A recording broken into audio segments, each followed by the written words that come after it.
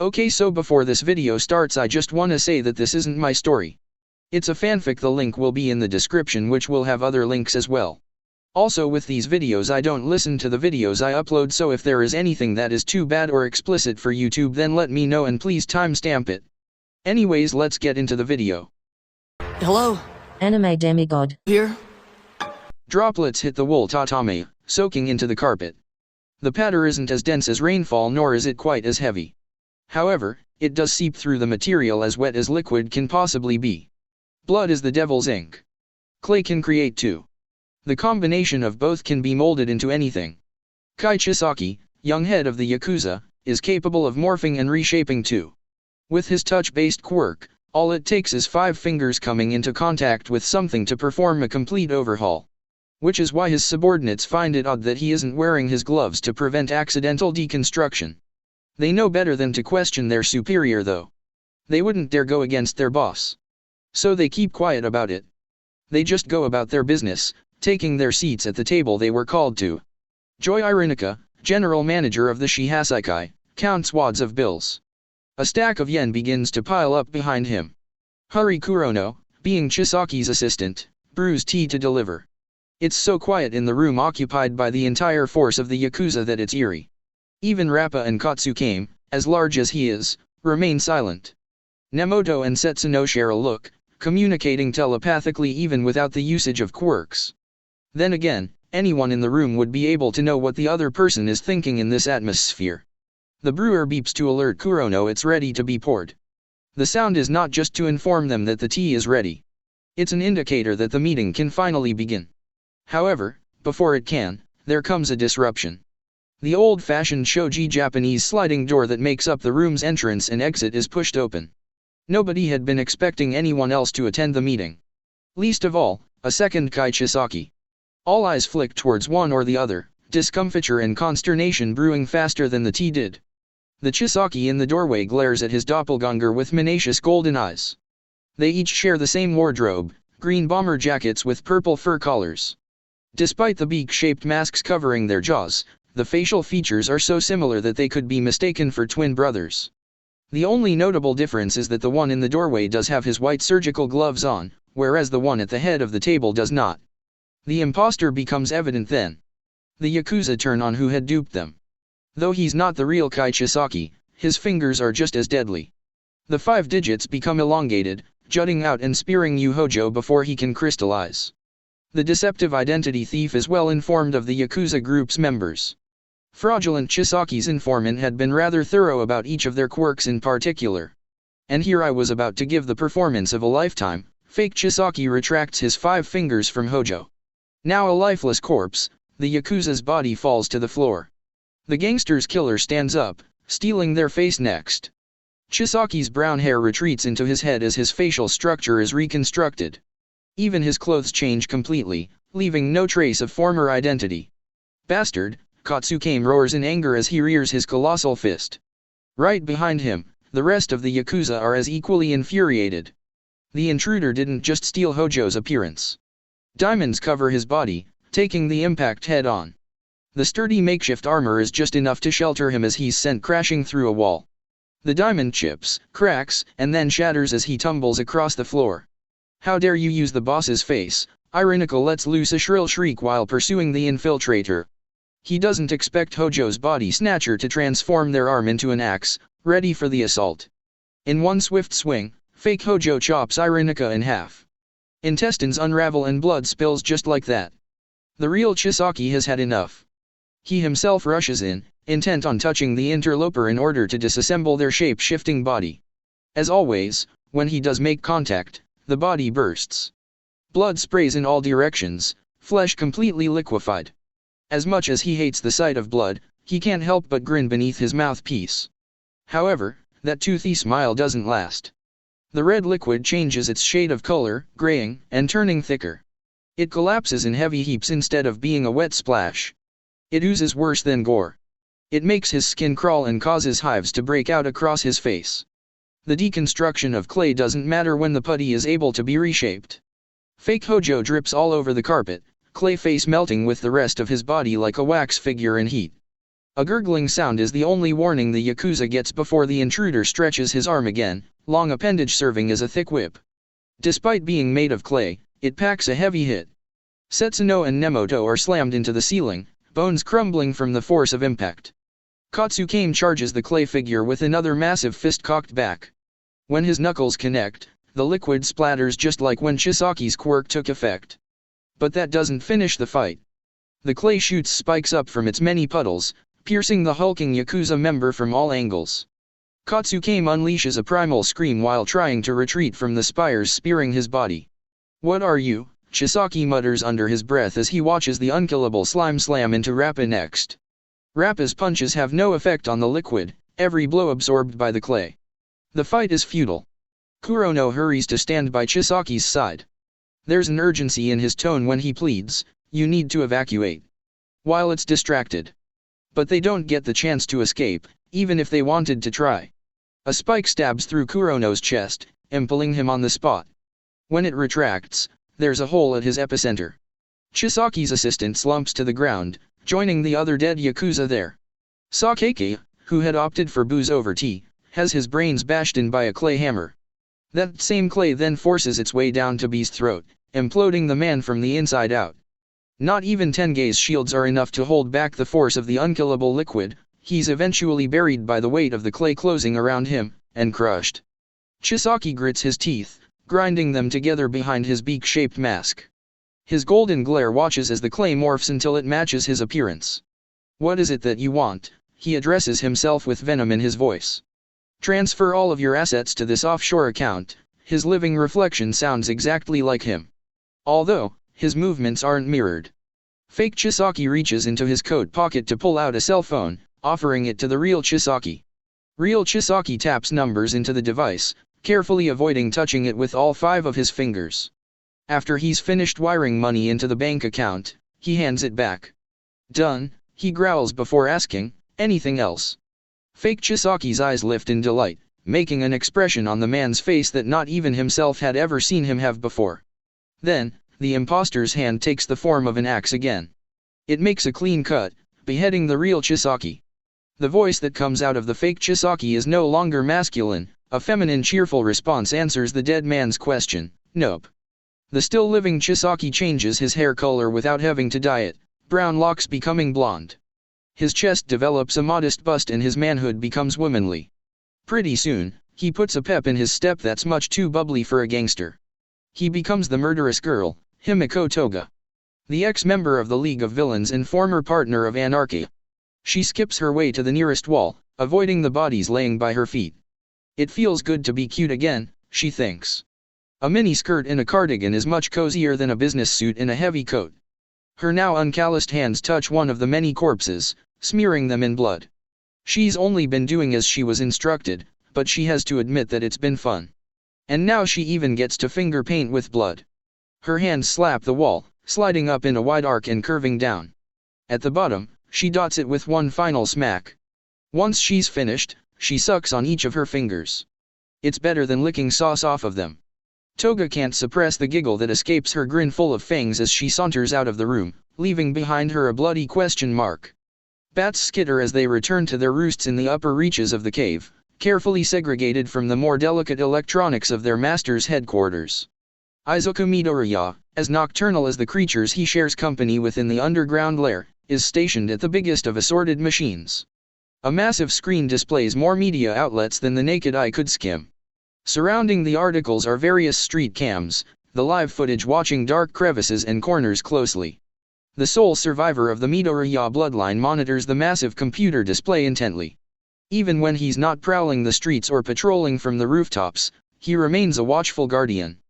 The Dark Knight works as endlessly as he does tirelessly to prevent another night like the one that took his parents from him from ever happening again. His matte black suit, cape, and cowl blend with the cave's atmosphere. The winged sigil emblazoned on his chest is the same as the winged creatures also dwelling in the dark. He is the legendary Batman. Behind him is a girl who had also been orphaned. She was held in captivity by the Yakuza until he had rescued her, and now, he has taken her under his wing. Her silver flow of hair hangs over a German Shepherd and Great Dane mix, another stray that he had taken in. She runs her hands over the dog's coat of black fur, petting it gently. A silver tag hangs from the hound's dark blue collar, the name Ace engraved in the metal. Midoriya had never imagined he would have a pet, let alone an adoptive daughter. He never thought his crusade as Batman would allow him to have such attachments. Yet, Eri is the best ward he could have asked for. An Ace drooling while he sleeps isn't so bad either. Though Kurogiri would beg to differ, considering he's the one who mops the floor every time. Surrogate father, butler, caretaker, and accomplice to Midoriya, he too dwells in the cave at this time. The man made of purple mist is dressed in his own suit, albeit his much more fashionable than Kevlar armor. It's nearly dawn, sir. Your winged namesakes are retiring for the day. Kurogiri glances about the cavernous space to watch bats swoop from stalactites despite directly addressing Midoriya. Perhaps you should consider doing the same. Midoriya mimics Kurogiri, pointing the direction of his gaze elsewhere while addressing him. Later. There's still some work to be done. The vigilante taps at the keyboard in front of him to pull up additional news reports. As comical as it may be on Batman, he should really get a pair of reading glasses considering how much time he puts into researching documents.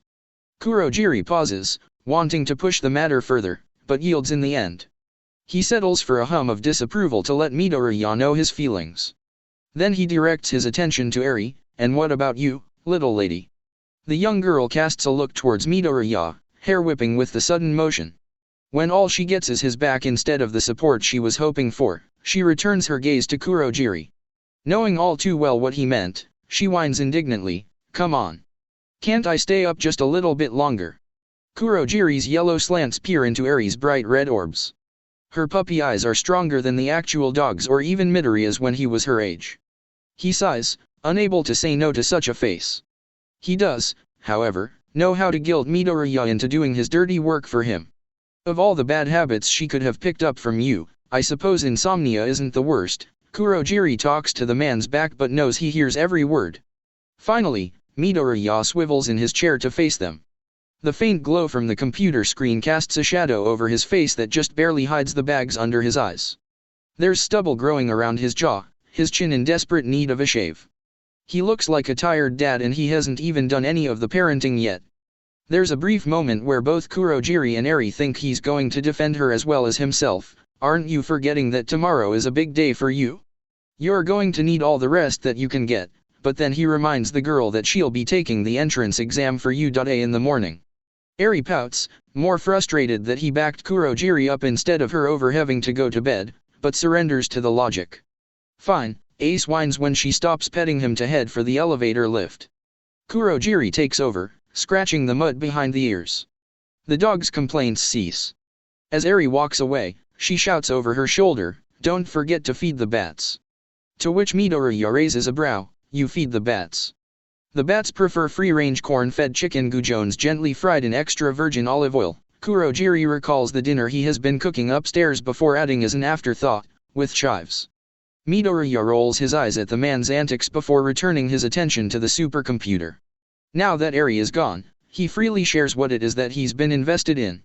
The Shihasaikai have been killed. The blunt announcement causes Kurogiri's usually slanted eyes to broaden a bit in surprise.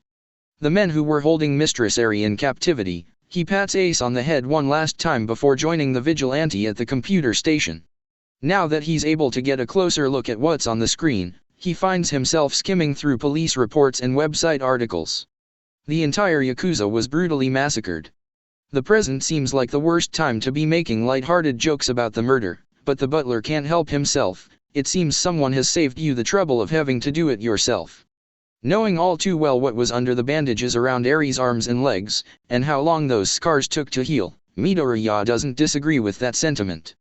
Yet, he took a vow, and he has a mission that he must stay committed to. The mask hanging behind him with his cape is what he became to uphold that promise. "I'm going to investigate and find out who did it." The vigilante pulls it over his face while slowly rising from his seat. "I was afraid you were going to say that." Kurogiri ducks his head down in dismay.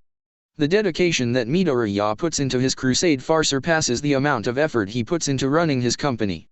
Numerous times has the caretaker received calls complaining that the young philanthropist fell asleep during business meetings. That's when Midoriya doesn't show up late or miss them entirely. Now donning his cowl as Batman, the caped crusader marches past Kurogiri with a vengeful aura. The white lenses where his eyes should be are narrowed more than Kurogri's yellow slits. The horns atop the Dark Knight's head create a demonic visage that horrifies criminals, but the butler himself can't help but also feel something at the sight of the boy he raised becoming such a monstrosity. But in a city of monsters, that boy had no choice but to become one himself. Midoriya is convinced that it was a monster which took his parents from him.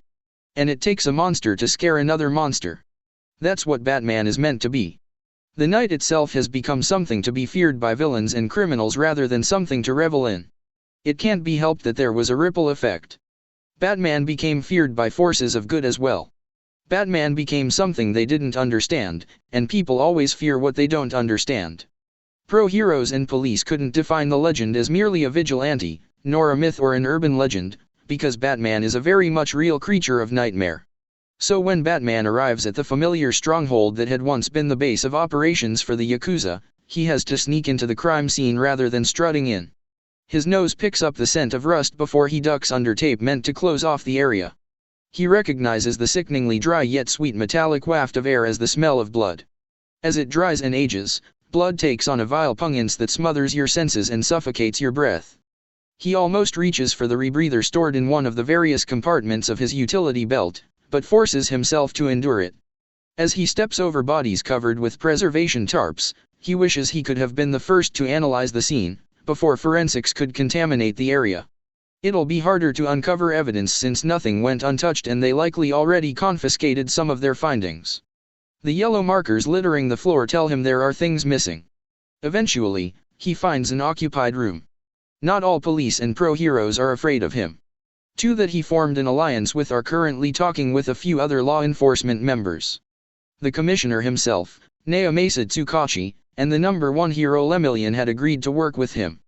Batman stands between the doorway and where the hallway bends, out of sight from everyone except for the commissioner if he looks at the tiny sliver where the door is cracked. When Tsukachi notices the vigilante shrouded in shadows, his rectangular eyes widen behind the frames of his glasses. The graying mustache on the commissioner's upper lip curls before he waves for the other officers in the room to clear out. Can you give me and Lemillion a moment of privacy? Mirio Togata, the symbol of hope as All Might's successor, gives Tsukachi a questioning glance. He hasn't been made aware of Batman's presence yet. Not until the room is cleared out by the cops that were also oblivious does the vigilante step into the light. Togata's face twists behind his visor, shocked to see the fellow caped crusader.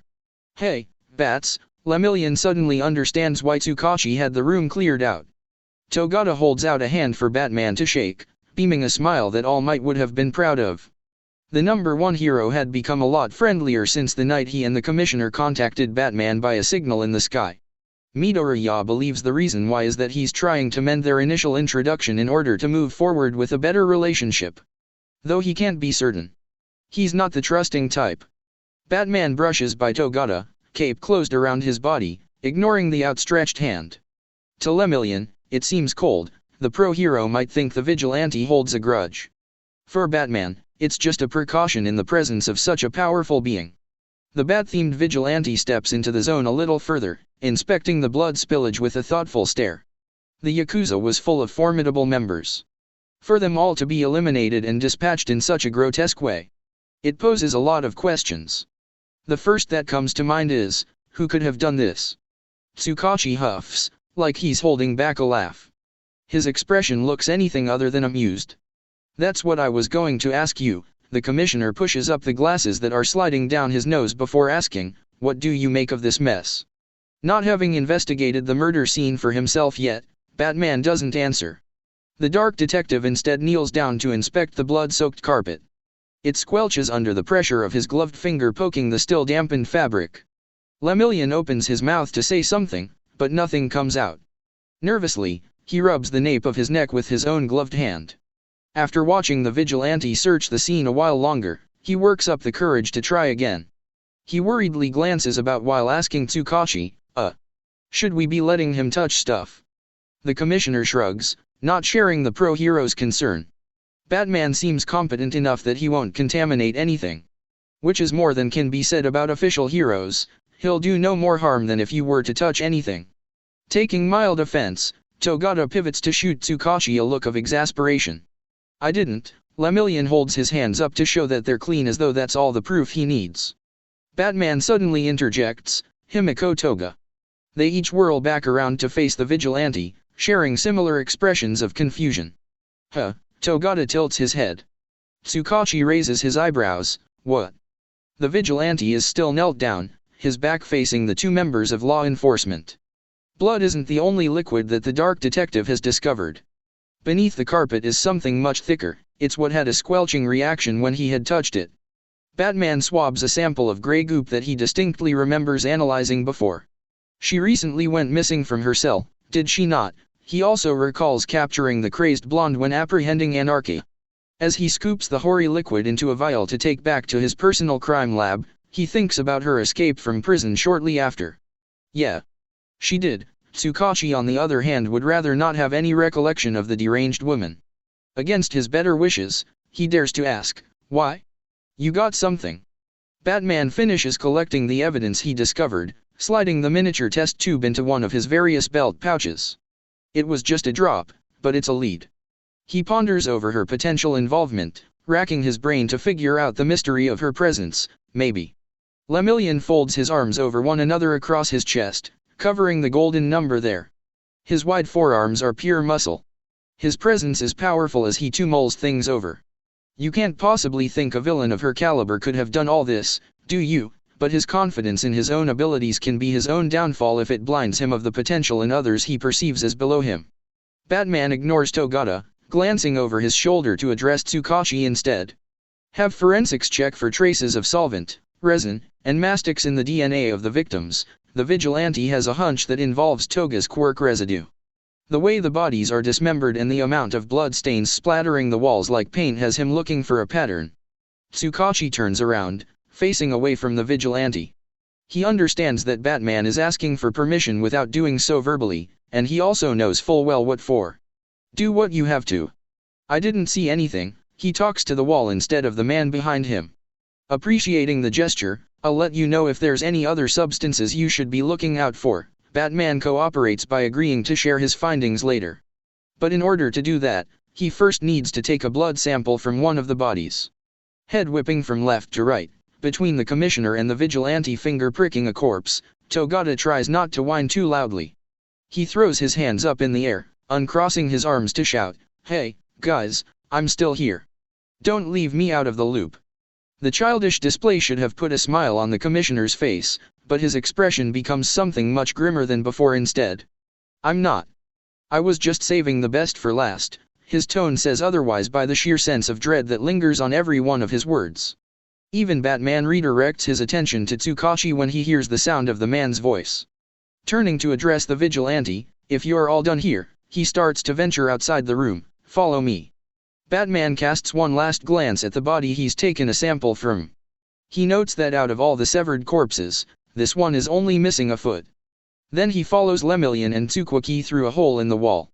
The sheetrock is shredded and debris is littered everywhere. It was broken by some sort of blunt impact, he judges. But what really catches his eye is what's written in blood on the wall that's still intact. A riddle. "I'm something with 5 digits but I am not a hand. When you walk along the beach, I leave prints in the sand. What could I be?" Batman's eyes narrow behind his whitened lenses as he reads the message. He had been given a riddle before, a secret case given to him by Tsukachi and Togata, and this could very well be the same perpetrator. The answer is a foot. The missing limb of the corpse he had examined is still fresh in his mind, and he doesn't think that's a coincidence. He turns around, glancing back at the lifeless body. He hadn't bothered checking it for ID, but the tech in his mask lens ought to do that for him. He soon identifies the older man as the former boss of the Yakuza, before Chisaki came into power. The original head of crime, before crime was outclassed by villainy. Crime is afoot. Watching Batman closely from the corner of his eye, Commissioner Tsukachi asks the Caped Crusader, "Still think this thing was orchestrated by Toga?" The bats sleep with folded wings. Cocoons of silken darkness hang from the stalactites that occasionally drip feces into the cavern below. It's their home above the abyss, always staring down from their world turned upside down. Suddenly, the mammals are disturbed in their dwelling by the roar of an engine. The metallic machine is sleek but larger than life compared to them. It's a vehicle unlike any other, drifting into the cave as though it belongs. Some of the bats abandon their perches, but others welcome it with shrill shrieks. When the car comes to a stop and the cockpit opens, Batman climbs out. His boots thud against the floor, sound echoing throughout the space. Each footfall follows suit. Bats creep steadily along, following him from above in the shadows. Eventually, he reaches another massive machine of advanced technology. The supercomputer he had been using before going to the crime scene awaits him. He slides the tube containing the sample that he collected at the crime scene out from a pouch on his utility belt. The forensics equipment he has wired into the computer begins analyzing the gray goop, searching for compounds that match with the ones in its database. As hypothesized by the dark detective, the slime contains the same substances as the sample he collected from Himiko Toga's quirk during the Anarcha case. However, there are other chemical compounds blended in that weren't there before. Batman pulls back the top of his cowl, unmasking himself so that he can peer closer at the monitor's readout. He hums to himself as he compares the chemical concoction with an outdated drug that had been long presumed retired. There had once been a legal variant, used to prevent balding and erectile dysfunction, though it had been stopped being sold as pharmaceuticals when it was updated. Previously a booster for quirks, dubbed Trigger, it got an advanced version called Idio Trigger. The shortcoming of that variant had been losing control of one's senses, as well as the usual problem of the drug, that it eventually would wear off. However, it looks like this new version has been formatted to evolve a person's quirk and become part of the DNA rather than improve or cure in small doses. Midoriya moves from the keyboard to the green envelope containing the first riddle he had received. The riddle of the Sphinx. What walks on 4 legs in the morning, 2 legs in the afternoon, 3 legs in the evening, and no legs at night? The generic answer is a human going through the cycle of life from baby to senior. But perhaps there's more to it than that. Midoriya recalls the bloody message Toga had left him at the Yakuza's base. I'm something with 5 digits, but I am not a hand. When you walk along the beach, I leave prints in the sand. What could I be? The former Yakuza leader's foot being removed must mean something. 2 riddles to do with standing. Midoriya moves back to the keyboard, tapping to pull up bank records. The Yakuza had their assets transferred to an offshore account before vanishing from the server completely. Financial standing. Midoriya rubs a thumb against his chin as he contemplates the burglary. Whoever orchestrated Toga's breakout and removed the side effects of Trigger is too smart for such a small-scale crime. That can't be all the riddles mean. Midoriya becomes lost in thought as he contemplates the meaning of it all. The clues with hidden meanings have to lead him somewhere. They must have some significance. He doesn't believe it's just a wild goose chase meant to mislead him. Whoever is behind all of this truly believes themselves intellectually superior, that they're confident enough to taunt him. That cockiness will be their downfall. He's sure of it. If he can just figure out what it all means. Midoriya raises his head, drawn back to the numbers on the screen. Numbers. He grabs the letter that had been given to him by Commissioner Tsukachi, reading it again. 4 legs. 2 legs. 3 legs. No legs. The money that was transferred was done in increments. 4 grand. 2 grand. 3 grand. Nothing left. The vigilante's cape trails behind him as he rushes to grab a pen and paper. The second riddle had a number too. 5 digits. He counts on his hand, getting the 5 numbers in sequence. But then remembers the second riddle's answer was his foot and not his hand. The Yakuza leader's foot was missing. That must mean the 5 was subtracted. Midoriya racks his brain for more numbers to fill the sequence and finish the equation. Under the lead of Chisaki Kai, was the 8 precepts. Subtract 5. 3 legs in the evening. They must have been killed in the evening. The time 5 or 6. Midoriya is willing to bet the number 5. He circles the number for emphasis. There's also Trigger. The pharmaceutical version, Idio, and now this variant. 3 legs. That can't be a coincidence. Midoriya tries various formulas with the numbers he's given, searching for a hidden code. Just when he starts to feel like he's gone too far as a conspiracy theorist, he finds a few groupings that could pass as address lines. Not wanting to kick down the door of someone innocent, he begins cross-referencing the locations. One of which is a beach house. When you walk along the beach, I leave prints in the sand. A little more research to see who owns the residence all but confirms it. Hufito Main is nothing but fabricated records, a false identity, and a cheeky one at that. A podiatrician is their profession. Their name is an alias for human. They exist solely as an answer to the riddles. The caped crusader pulls his mask back over his face. Just as hastily as he had driven into the cave, his advanced engineered vehicle speeds out. Takaba Municipal Beach is one giant trash heap. The garbage washed in from the sea had accumulated for years and turned it into a junkyard. It makes for a revolting place that most would steer clear from going near. It also makes having a residence there all the more private. When Batman arrives at the destination, he almost misses the severed foot placed at the doormat. His eyes narrow. He doesn't have to bend down to get a better look or take a DNA sample to know it belongs to the former Yakuza boss. Knowing that he's at the right place, he pushes open the sliding glass door, only slightly shocked to find it unlocked. As for the house inside, it's empty. Batman glances around, searching for something that's not there. Not even a picture or painting hangs on any of the walls. No furniture decorates the corridors. It's a completely devoid space. He ventures deeper with another step forward. The floorboard creaks under his heavy boots. Batman pauses. He leans back from where he originally stepped. No squeak. One step forward though, and the wood chirps. He's walking on a nightingale floor. Usually used to detect intruders in temples and palaces, certain floorboards are purposefully crafted to make sound. Only someone familiar with the layout would know where to avoid stepping. But in this particular instance, there's nobody living in the beach house. The floor must serve a different purpose. Batman glances back at the foot left by the entrance. He rereads the riddles once more in his mind. The answers, a foot and the number sequence he was given. 4. 2. 3. He stepped on the second board.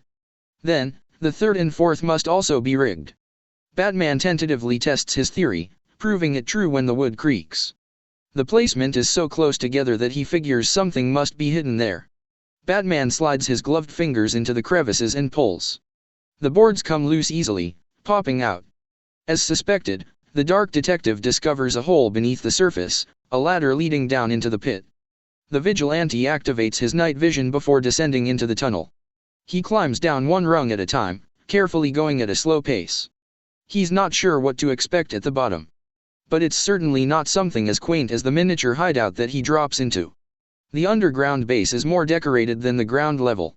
Newspaper clippings of himself and other vigilantes or heroes adorn the walls.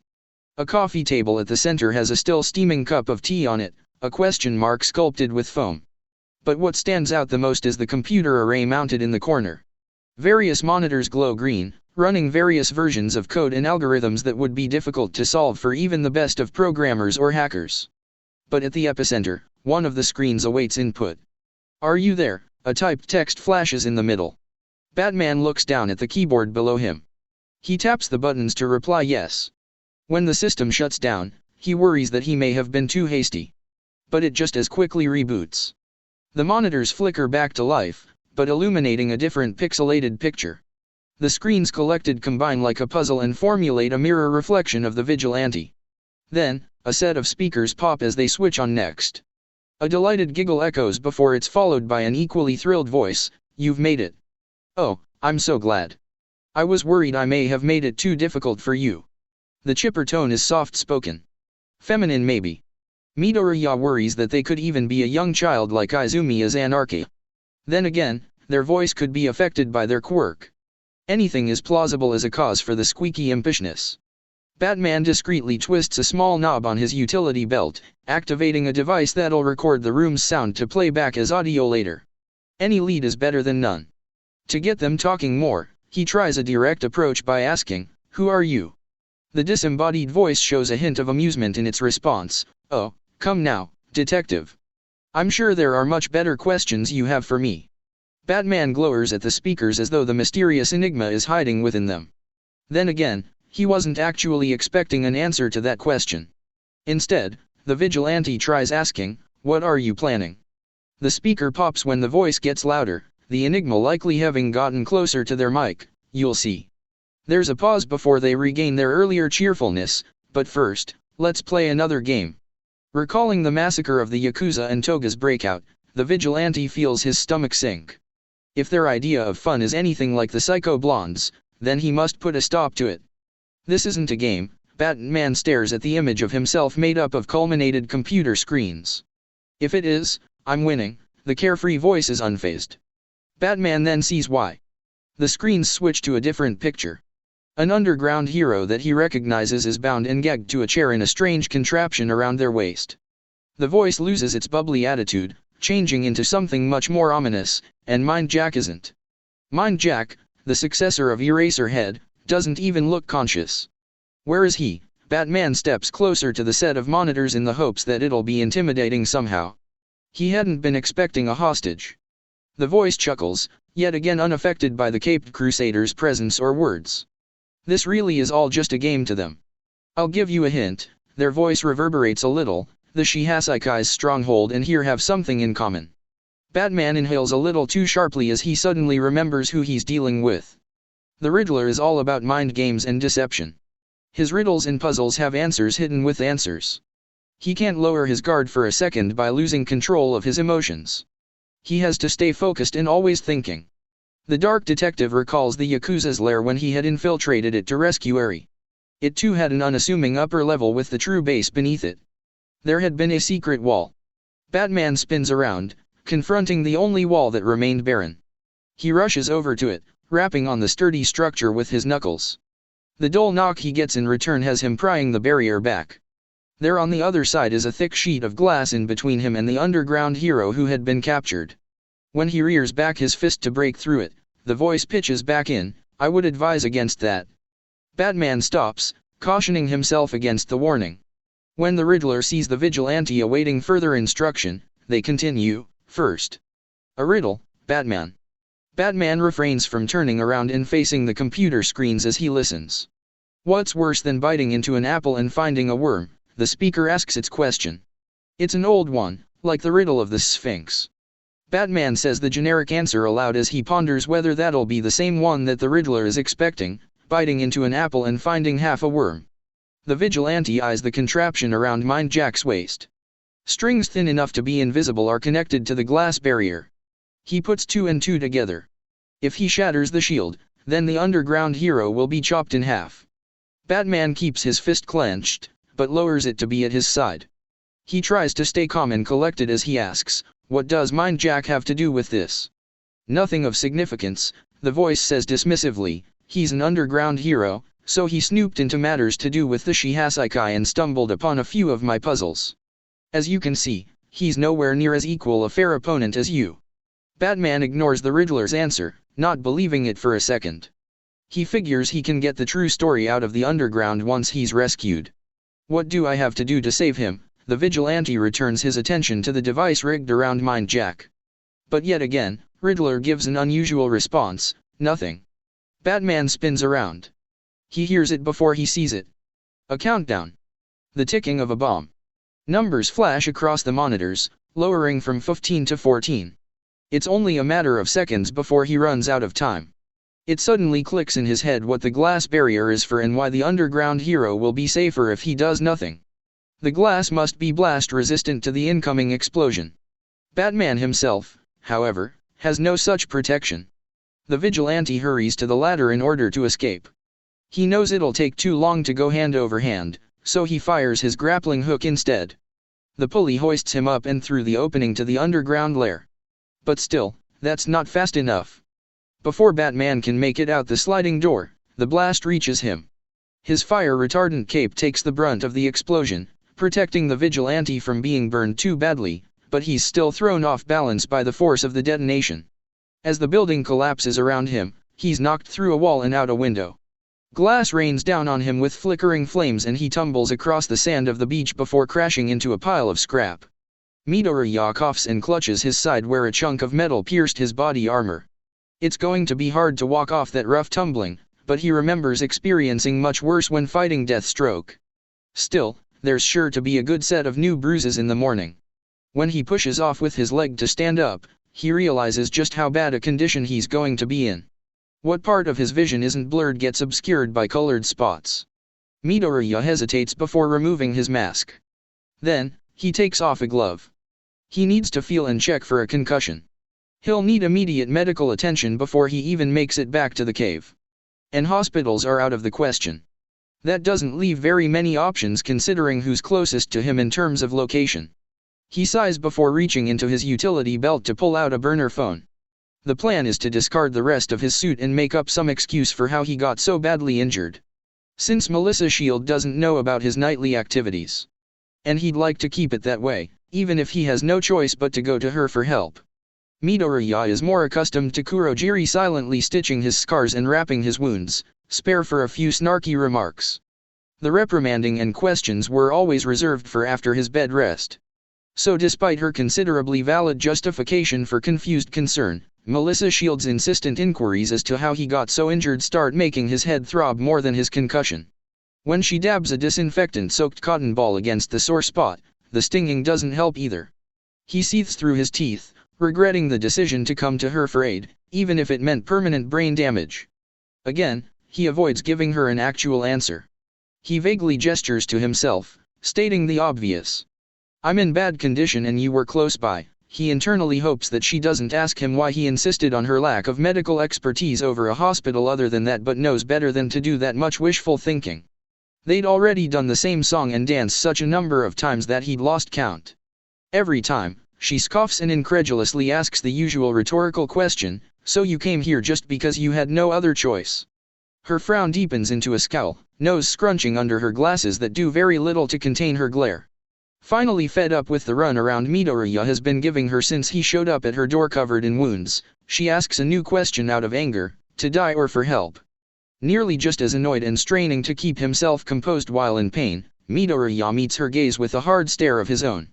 Shield bristles at his intense expression, but he just as quickly schools it and looks away apologetically. That doesn't keep the pettiness out of his tone when he responds though, either one would have been fine. Shield slightly reels at that response, almost as though she were struck. It clearly wasn't the answer she was expecting. Her eyes fall on the blood-stained towels covering her couch which she had laid out before drifting back up to the stitched cuts from which that blood flowed. Shield's strong stare starts to soften as she returns to the same old question. "Izuku, how did this happen to you?" Her tone lost the edge it once had. She sounds as tired as Midoriya looks. Midoriya sighs before turning his attention back to her. The barrier he usually puts up between himself and others appears lowered to the bespectacled blonde. His green gaze holds some sort of sincerity as he chokes out, "Nothing happened to me. This wasn't some unfortunate side effect. This was a choice. A vow." He hadn't expected her to understand. Not even Kurogiri does, knowing his history and the context behind those words. Yet, it still hurts him when she shakes her head in confusion. Just once, he wishes someone would understand and stop asking questions he has no other answer to. "What the hell are you talking about?" Shield moves her hands from finishing his bandages to holding his. She's reaching out to him. She wants to understand. But Midoriya pulls away. He would rather lie to her than potentially get let down. He had planned to reserve his cover story for when he's right-minded but gives in to Shield's persistence. "A gang of some kind mugged me." The woman sitting across from him barely contains a gasp, but he continues with the fabricated tale before she can poke any holes in it. "They recognized me and thought I was carrying a fortune just because of my status. As for the deeply embedded injuries inflicted upon him over the years, he has a reason for those as well. I know you lived on Island your whole life, but in the real world, people who are quirkless make for easy targets." He hadn't meant to take a verbal jab at her, but he sees that it landed by the way she flinches. Even so, he doesn't stop just yet. "If I had a normal childhood, I'm sure these type of beatings would have made me into a regular punching bag. Even if your body can handle that much abuse, it shouldn't have to." Shield shakes her head while keeping her eyes set on him. She's sure that there's a story for every crevice in his skin. She's certain that those are also accountable as the reasons why he runs his company. "You think you have to hurt so others don't have to, but that just isn't true." The way he avoids making eye contact tells her that she's right. "Like I said, this is a choice." His voice is so faint that it's barely a whisper. Midoriya moves slowly, meeting her gaze again, this time with a different kind of intensity. "I'd rather it be me than you." There's more hurt in his eyes than his body's tremors. They've gone past the physical scars now. Memories are more traumatic. Or in Midoriya's case, the lack thereof. He's aware of the absence Shield's parents had in her life too. Her mother never present on the island where she grew up, and her father arrested in her teenage years. It's not the same as watching your parents gunned down in front of you, but he feels some sort of kinship with her. Quirklessness isn't all that they have in common.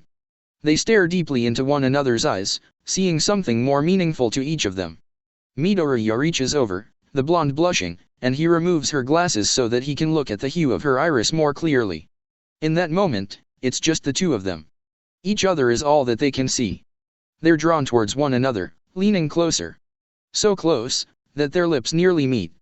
Suddenly, the burner phone that Midoriya had used to call Shield starts to ring. The sudden interruption startles both of them, causing each to pull away. Shield avoids re-establishing eye contact while Midoriya answers the phone. Since it's a secure line, and only one used for his vigilante activities, Midoriya already knows who's calling without needing any caller ID. Kurogiri. Now's not the best time. His immediate answer after flicking the cell phone opens makes Shield blush even harder. Hardly is it ever, Midoriya's caretaker snarks from the other end of the line. Pardon my concern when I saw no readout from your suit. It's not like you to go out at this time of night without it. Kurogiri's worry then slips through the tone of his voice as he explains the reason for his call.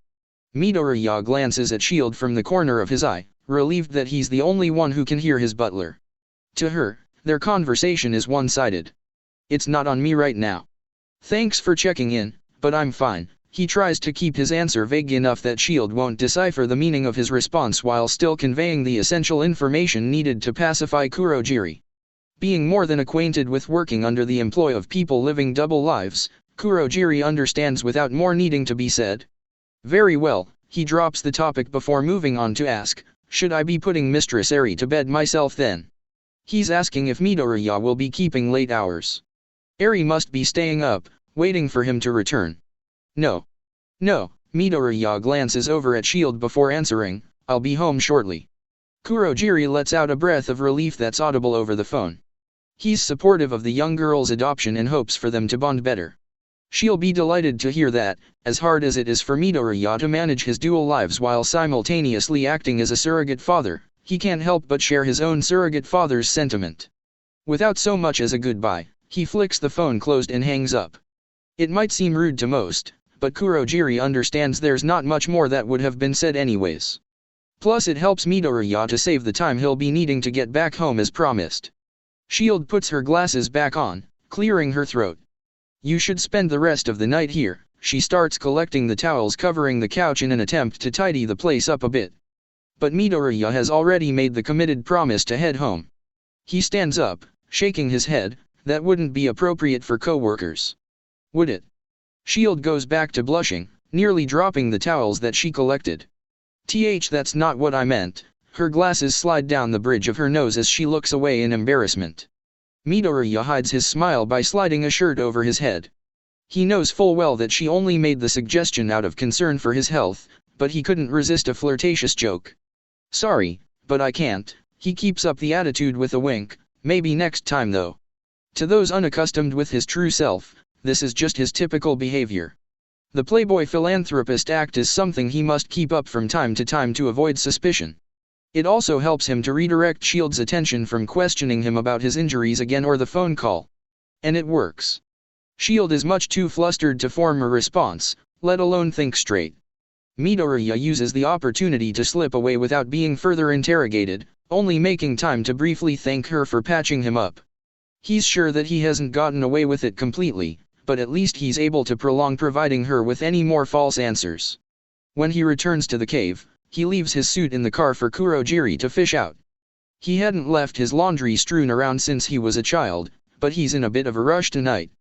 Midoriya had been taught not to keep a girl waiting, and Eri is a very special one. He buttons up a long-sleeved shirt on his way to her room, wanting to conceal his injuries and bandages. That includes hiding the patch on his head by pushing down his bangs. Midoriya lightly knocks on her door before entering. When he does, he's relieved to see she didn't fall asleep waiting for him. She's still awake, book in hand to occupy her mind.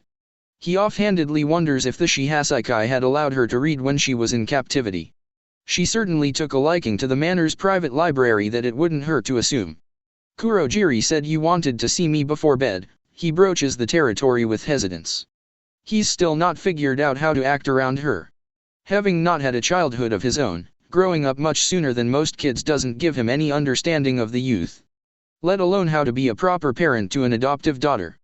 Though that doesn't stop him from trying as best as he can. Eri slides a Battle Fist-themed bookmark into the pages of her novel before closing it. Once she sets it aside, her bright red eyes redirect themselves to her green-haired guardian. He didn't tell you why, did he? That same bushy-haired father figure is taken aback by the pout that the young girl gives him. Shaking his head, no, Midoriya voices his confusion. Eri's mood suddenly shifts to a giddy grin, surprising the self-proclaimed detective even further. Just as the vigilante on his off hours starts rethinking the capability of his deductive abilities, he realizes what day it is.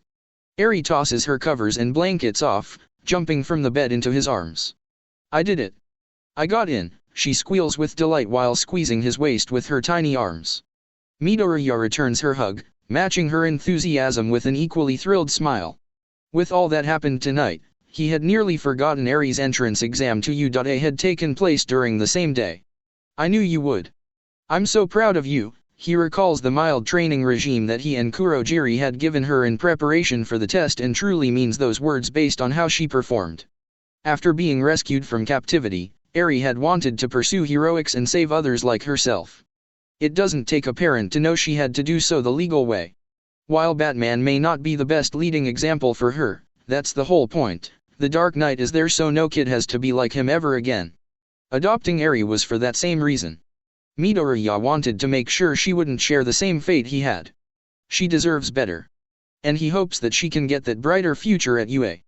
But as he holds her close and thinks of the prestigious hero school, he also finds himself thinking of its principal. A mastermind with a questionably sinister side. Who enjoys tea? The dark detective can't help but be slightly suspicious that there's no such thing as coincidence. It's a hunch, possibly a reach as a suspect. But he can't rule it out. Midoriya is relieved that Eri can't see his smile slip by still clinging onto him as he says, I was hoping to have a chat with the school's principal anyways. The elevator ride is so smooth that its single passenger becomes lost in thought, without any notion that he's descending at all. Izuku Midoriya, owner of the company building, leans against the cubicle's back wall with one hand in a pocket and the other holding an envelope. Ordinarily, the boss wouldn't be carrying or delivering his own request form. However, what's enclosed is much too sensitive a matter to be passed off to a careless secretary. Midoriya is only willing to entrust Mei Hatsum with what's written inside, the woman he's heading down to the lower levels of Midoriya Enterprises to meet with. As he waits, his mind wanders and thinks of the inventor under his employ. Without knowing it, she had created a vast margin of the gadgets and equipment he uses as Batman. He had considered sharing his secret with her, since the two had gotten relatively close, but decided against it. She's so consumed with her work that the reveal would probably go over her head anyways. Still, he can't help but be grateful for all the aid she's provided. She's a hard worker that he doesn't want to take for granted. As a matter of fact, Hatsum has her own personal development studio separate from the others, upon request. It's a basement reinforced with a white metallic alloy, save for the black soot and ashes from explosions, but that's exactly the reason why the floor is crafted out of the special material. There, she can make inventions all day and night to her heart's content. When Midoriya arrives on the floor and steps off the elevator, he expects to find her still welding away at something. What he finds instead, is another woman who has been on his mind as equally often. Melissa Shield, wearing a blazer and pencil skirt, surveys the development studio with a clipboard in her hand. Melissa, the surprise of seeing her where he doesn't expect to slips through his mouth. The blonde turns to face him, as equally shocked to be encountering one another again so soon. What are you doing here? Midoriya asks, forgetting that she works alongside him for his company now. Running a maintenance check, Shield shows him the clipboard by turning it over so he can read the manuscript. It's mandatory. She pauses and then asks him back, what are you doing here? Realizing that he's holding an envelope in his hand and that the blonde is eyeing it, Midoriya weighs it a bit like it's an option to acknowledge or not. I just came to drop something off, he replies a little too vaguely, though purposely. When Shield raises a brow, he shrugs in an attempt to avoid suspicion. The first lie that comes to mind is the excuse that he runs with, it was getting a little stuffy in my office and I like to check up on my employees. Unbeknown to the quirkless woman, the real reason that Midoriya stopped by Hatsum's studio was for a personal request. After taking damage from the Riddler's bomb trap, and then its wearer reflecting on all the times it didn't hold up in combat against opponents like Deathstroke, it was determined that the armor which Batman wears requires an upgrade. Specifications, modifications, and requirements are listed in the letter that he wrote for the inventor. For that reason, it's for Hatsome's eyes only. Midoriya is much too paranoid that somebody else would be able to put 2 and 2 together if they get their hands on the envelope instead. Shield tucks a stray strand of hair behind her ear, playing coy as she teases, "You never check up on me." Had Midoriya not adopted a playboy personality and charm, he would have been reduced to a blushing and stammering mess. Fortunately, he's had years to grow up and mature. The only one blushing is the blonde herself. Midoriya fixes her with a teasing glance, but replies with a completely deadpan tone, "We saw each other just last night." Shield matches the half-joking and half-stoic energy with her response, "You were bleeding all over my couch." Which gets Midoriya to huff, just barely on the brink of an actual laugh. Shield's eyes widen behind her glasses. It's a rarity to see him genuinely amused. Her blush deepens, further allured by his natural charm more than the facade he puts on. "I'll make it up to you one of these times," Midoriya half-heartedly promises. Not wanting the vow to become an empty promise, Shield attempts to seize the opportunity by asking, "How about tonight?" Midoriya startles, doing a double take. Shield elaborates on the suggestion, hoping to convince him while he's caught off guard, "Would you like to come over? This time for dinner?" I wish I could, but," Midoriya stammers as he processes the request and mulls over his plans for the night. Even if his mission as Batman weren't in the way, he has other arrangements.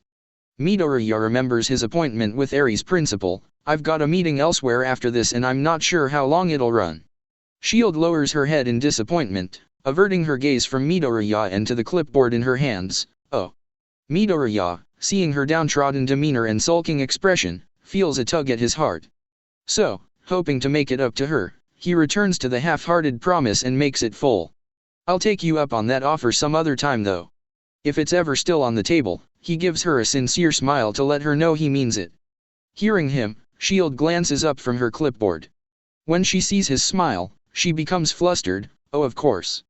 Diverting her gaze once more, she tries hiding her blush with the clipboard, "I don't mind waiting." Relieved that she's no longer upset and willing to give him a chance, Midoriya lets out a small sigh.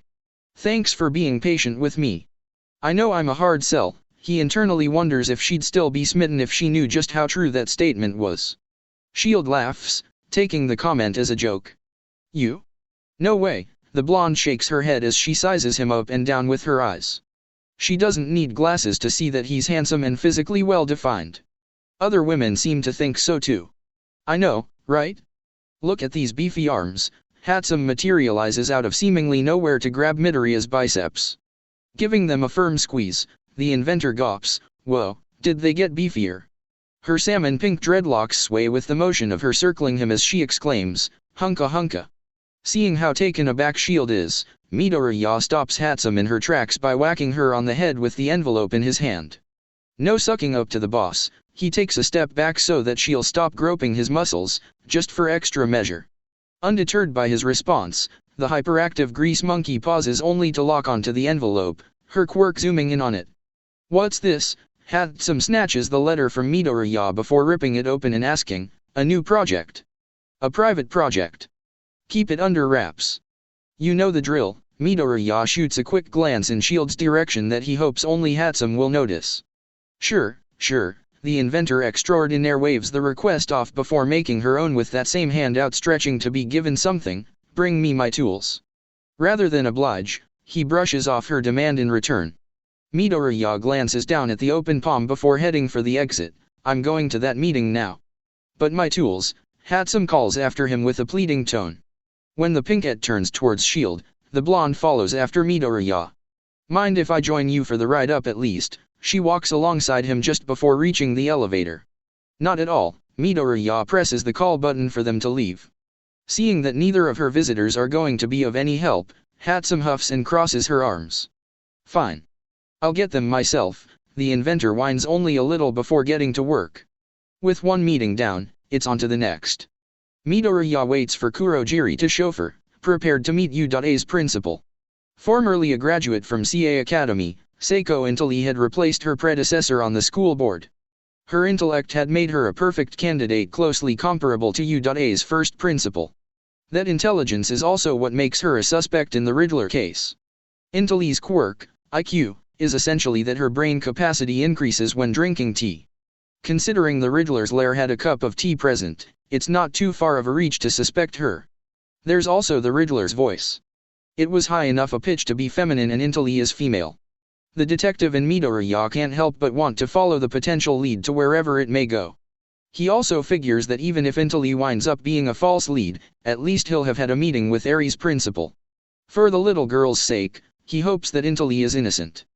Then again, the sooner he catches whoever the Riddler is, the more lives he'll be able to save. With Himiko Toga involved, the risk factor is very high. He can't imagine the danger level she's reached with her recent quirk evolution. When Midoriya finally arrives at U.A, he's more on guard than ever. Only actually being on the campus does he fully realize the extremity of the situation if it turns out to be true. A villain would have infiltrated Japan's most prestigious hero school. He can't imagine why, if not other than to run it into the ground and damage hero society. The status quo and position would allow her access to areas no other villain would be able to step foot at without breaking and entering. Unless, of course, that villain could morph or shapeshift into somebody else like Toga can. Two extremely dangerous psychopaths with power in more ways than one. He feels pressed for time to stop them more than ever. As soon as the large pair of French doors swing open, he's greeted by the principal in her office. "Ah, Mr. Midoriya, I've been expecting you. Please, have a seat and relax." She gestures to the chair across from her before asking, "Would you like a cup of tea?"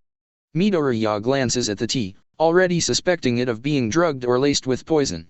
"No. Thank you," he denies the offer before also doubting the chair. He remembers the contraption that Mind Jack had been strapped to.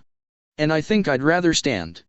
I won't be taking too much of your time anyways, besides, he figures he can inspect the room better without being confined to a seat." Intali purses her lips as she watches him examine her trophy case. "Oh? But isn't there much to discuss about your adoptive daughter?" Hearing the mention of Eri has Midoriya glancing back in her direction. If she is who he suspects, the instinct to protect the little girl isn't misplaced. "What about her?" He tries to be subtle about the clenching of his fists at his sides but wouldn't be surprised if the principal notices. Intali tilts her head, seemingly mulling over Midoriya's reaction as much as her own response. "It's my job to read up on my prospective students. Eri is quite the remarkable young lady." The principal shuffles a few papers on her desk that must be related to Eri. Still protective of the girl that he's taken in, Midoriya turns to face Intali. Shouldn't her studies be left to her teachers? He presses the issue just a bit to see her reaction. Intali doesn't waver. She simply shrugs before answering, "Well, yes, but then there would be no need for a principal if I didn't do my own part." Midoriya's eyes narrow in suspicion. She's dancing around the subject and not giving any clear answers. He's not sure if it's paranoia, but he doesn't want to take any chances when it's Eri involved. "And what exactly is your part?" His eyes land on a chessboard that also occupies the desk. He remembers the Riddler calling their crimes a game, which may very well make everyone pieces on the board. Midoriya stares at the pawns lined up on either side. "What do you make of your students?" That gets Intali to frown just a smidge. She tries to school her expression, hiding it behind a cup of tea as she takes a sip. Once she sets the cup down, she wears a fake smile. "You know, I also research parents." Her eyes meet Midoriya's, quirkless and orphaned. "Do you resent U.A, Mr. Midoriya? Or perhaps heroes in general?" It's Midoriya's turn to frown. She's trying to hit a nerve. An eye for an eye. All that she's doing is further increasing his suspicions of her being the Riddler. "This isn't about me. This meeting is about you." Intali hums before asking, "Not about your adoptive daughter?" Midoriya tenses when she then stands up and continues, "Mr. Midoriya, you're well aware of Eri's history, are you not? And what's become of the Shihasaikai?" He wasn't expecting her to be so direct. Bringing up the Yakuza only confirms it. He's about to retort when the dual doors behind him swing open. A familiar face enters the room, one that he hadn't been expecting. "Izuku Midoriya." Naomasa Tsukashi addresses Midoriya directly as he strides further forward. "Commissioner." Midoriya turns to face the head of the police department. He sees that Tsukashi is carrying a set of handcuffs with him. Perhaps Mindjack or somebody else figured out the Riddler's identity too, he thinks. But then, Tsukachi is roughly grabbing Midoriya and spinning him around. Please put your hands behind your back. You're under arrest for suspicion of first-degree murder and kidnapping. The cuffs latch around Midoriya's wrists as he's taken into custody. What? Midoriya tries looking over his shoulder to see Tsukachi and get some kind of explanation, but his gaze is drawn away when he hears Intali giggling. Intali smirks as she steps around her desk. Did you really think you would keep your secret from me, Mr. Midoriya? Her eyes glimmer as they meet his and his widen. The possibility that she thought ahead and figured out his identity starts to register. Intali then moves the White Queen in front of the Black Knight, claiming, checkmate. The room that Izuku Midoriya currently occupies is as plain as his appearance, consisting only of Spartan furniture and a recorder. The same way Midoriya's green hair may mildly stand out. Each chair is chained on either side of a table that's bolted to the floor, but Midoriya hasn't so much as squirmed in his seat to be quite as shackled down. The absence of a two-way mirror or a video camera in any of the room's four corners doesn't make the ensuing interaction any less of an interrogation though. A steel door pushes open, Commissioner Naomasa Tsukachi coming into the small space. He doesn't enter the room alone. Behind him is Sansa Tamakawa, recently appointed lieutenant at the precinct.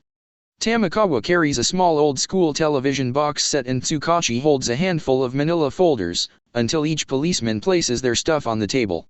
Midoriya raises an eyebrow, but doesn't say anything. There's handcuffs still bound to his wrists and nobody has yet to explain the reason for his arrest, but he still remains cooperatively quiet. The lieutenant with the head of a ginger tabby cat glances in Midoriya's direction before leaving the room and closing the steel door behind himself. Now just Tsukachi and Midoriya, the commissioner sits down across from the detained. He takes a moment to flip open one of the folders on the table, looking inside for himself, and then presses a button on the recorder. Mr. Midoriya. Do you know why you're here? Tsukachi closes the folder and looks up to address the man across from him. His rectangular eyes are set in a hard stare behind the frame of his glasses. Despite having racked his brain about it for the past few hours, Midoriya genuinely doesn't. Or, at least, he hopes he doesn't know.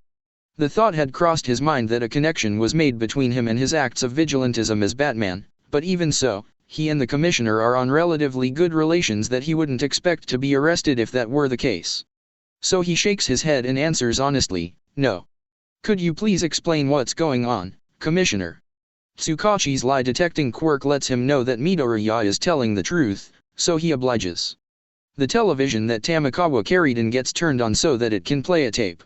In considerably good quality and clear-colored picture, the screen shows what looks like Izuku Midoriya shaking hands with Keijiro Okita at the Iceberg Lounge. Formerly Jiren and now known as Penguin, it seems as though he is in the company of a criminal. Already, Midoriya is putting together the puzzle pieces to what he's seeing and why he was taken into custody instead of Intali. The person he's seeing on the television must be Himiko Toga posing as him. It's quite possible that with the aid of Trigger and her quirk evolution, she no longer needs a person's DNA to match their appearance.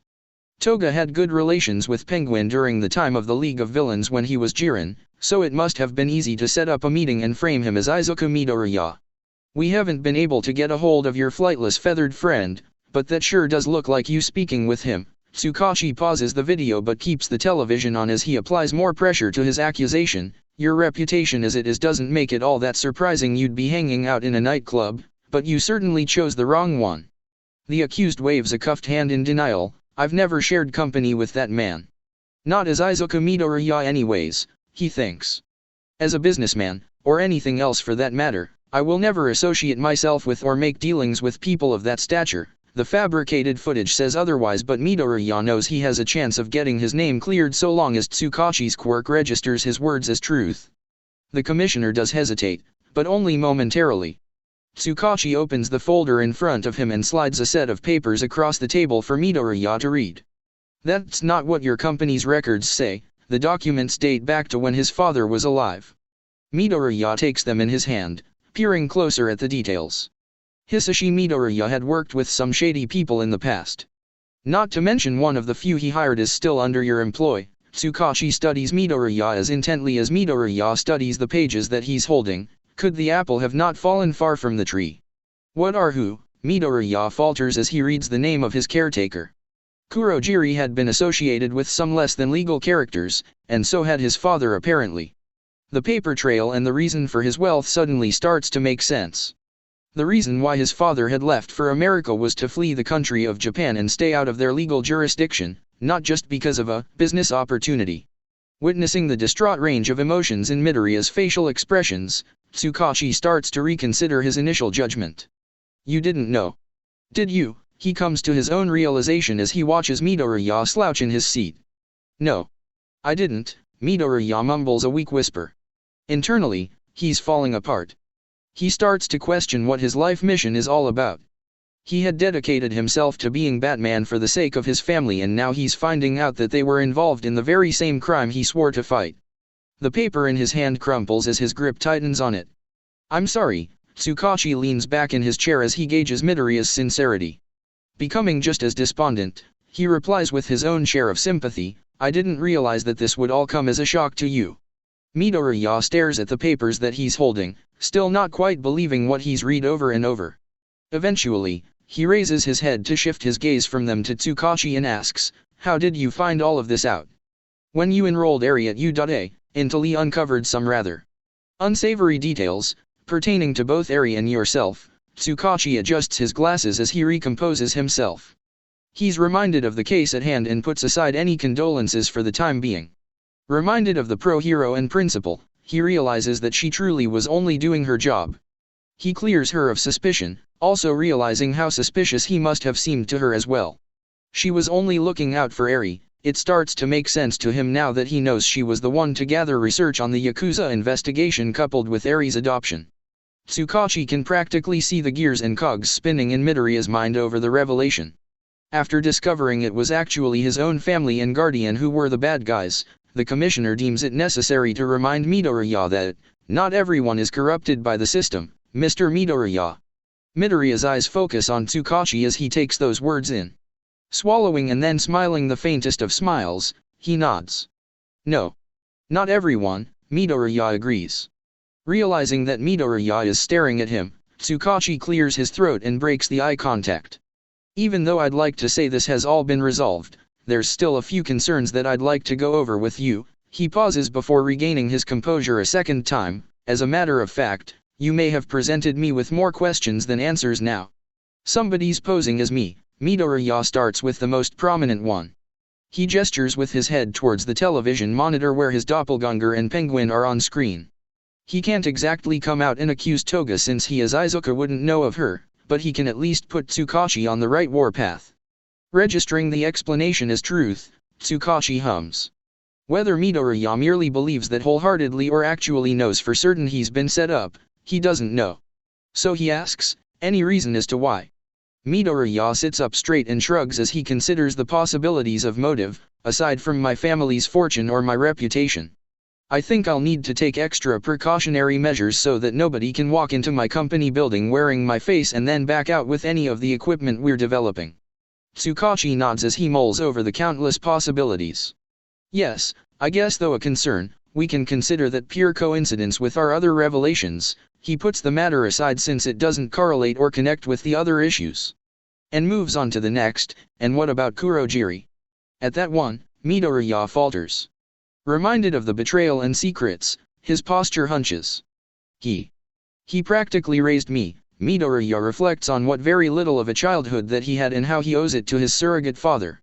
Kurojiri had taught him how to shave, how to cook and clean, even how to defend himself and fight. There was never any indication that he would be. What did he do? Midoriya can't keep the subjectivity out of his voice. Tsukachi watches Midoriya closely from behind the frames of his glasses, nothing without enough evidence for us to have brought him in with you. He can see how much of an internal battle the man is having over the matter. You're taking this rather hard, I imagine. Can you leave him to me? Maybe I can get a confession or, Midoriya jumps at the chance that Kurojiri could be innocent, or maybe it's all a big misunderstanding. That has to be it. But there's also a side to him that waits in the shadows, a side that knows the truth and has already accepted it. A side that seems familiar to the commissioner, but can't be placed. I don't think this is something we can easily allow to fall under the radar. Tsukachi suddenly wishes he had a hot mug of coffee for this conversation to go down a little easier.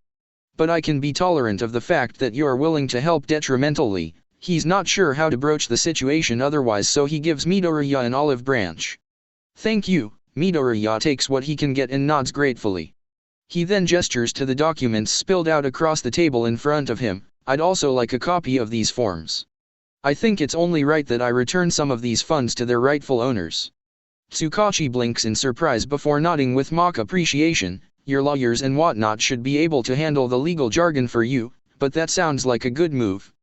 But Midoriya shakes his head, emphasizing, it's not for PR. I'd give up every last dime if it meant setting things straight. Surprised again, Tsukachi is at a loss for words. After a moment, he smiles and gives a small bow as a sign of respect. You're a better person than I took you for, Mr. Midoriya. Midoriya's eyes widen when he realizes his reputation doesn't mesh well with his current lack of performance. The playboy philanthropist act may be falling apart. He scratches behind his ear while feigning a laugh. Well, having a daughter now makes it a little easier to move on from being a womanizer. It's a lame excuse, but it's one he can only hope the commissioner buys. Reminded of the young girl that Midoriya adopted, Tsukachi's smile falls away. Yes, that brings us to Eri. I have several questions about her. He's returned to his serious demeanor and leans forward to hear what the girl's guardian has to say. I meant what I said. I didn't have shading dealings with the Yakuza or any other criminal organization, ever. Midoriya matches the energy with his own serious state. Which reassures the commissioner. I was just making sure. He lets out a sigh of relief that his quirk told him Midoriya was telling the truth with that statement.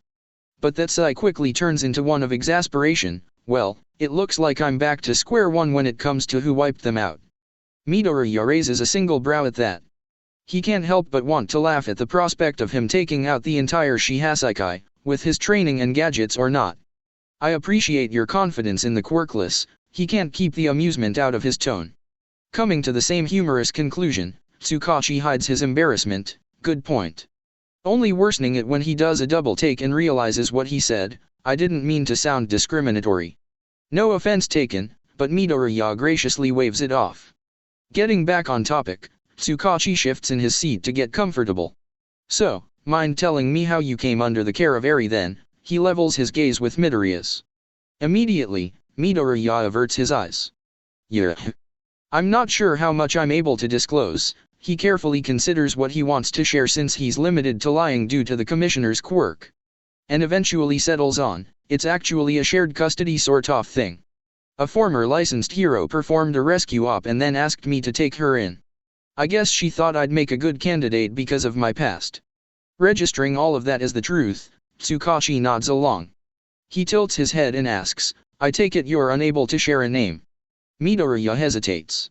He doesn't want to get Shire Toko into any trouble.